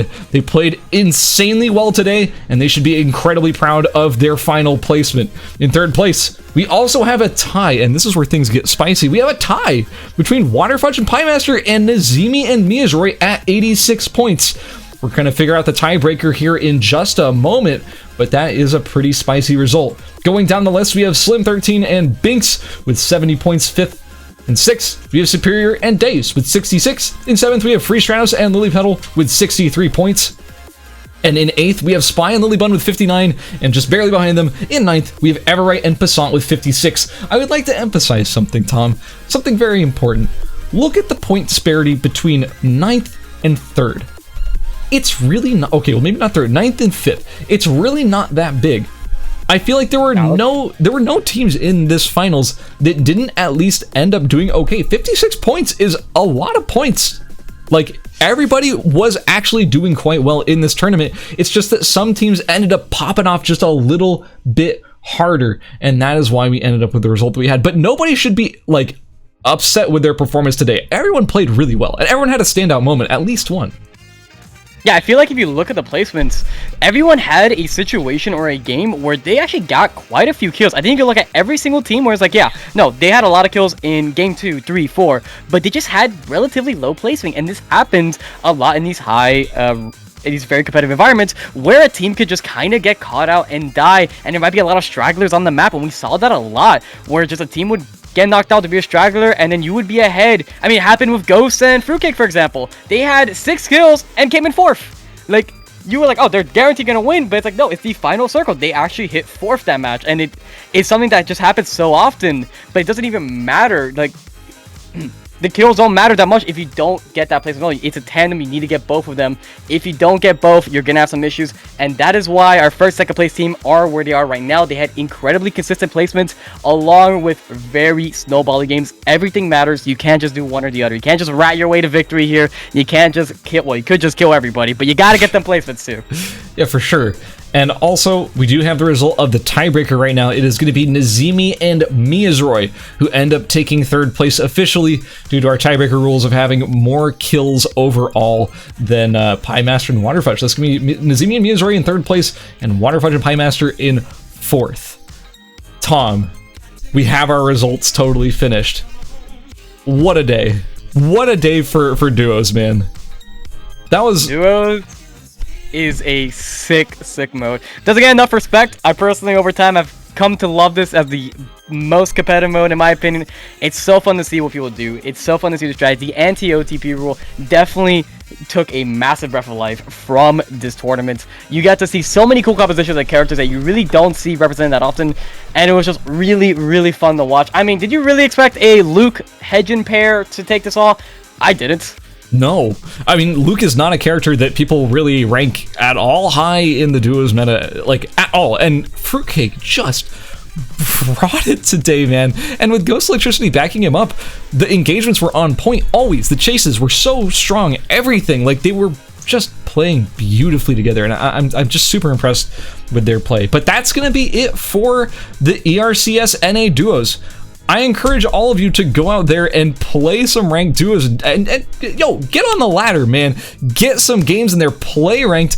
The scene is deserving of this life. It's deserving of this competition. So by all means, go out there and join them and play some duos today. But that is going to be it for us over here at the ERCS. That is going to be the conclusion of the ERCS NA Duos. Thank you all for joining us, and keep your eye out for future tournaments coming up pretty soon. I do want to give a couple of special shout outs before we close out the broadcast tonight to my wonderful good friend over on, I think I got it right this time, on my left, Tomsorcer. Thank you for joining me and casting today's games. I love you, man. I had a pleasure casting with you.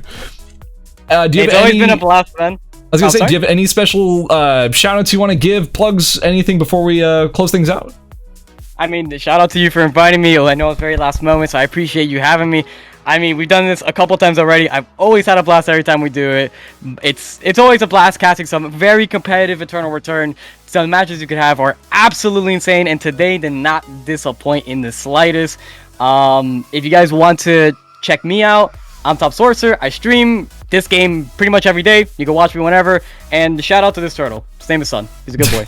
Thank you, Tom. We appreciate you being here. Also, I want to give a huge shout out to our tournament staff who are working tirelessly all day to make sure that all rules disputes, all, kills caught off camera, all that stuff is going nice and clean, so we couldn't do it without them. Big shout out to our tournament staff. Everyone show them some love if you see them in your lobbies or anything in Twitch chat. They're all wonderful, wonderful people. I also want to give a huge special shout out to Alteris, who's been doing everything on the sidelines. There's...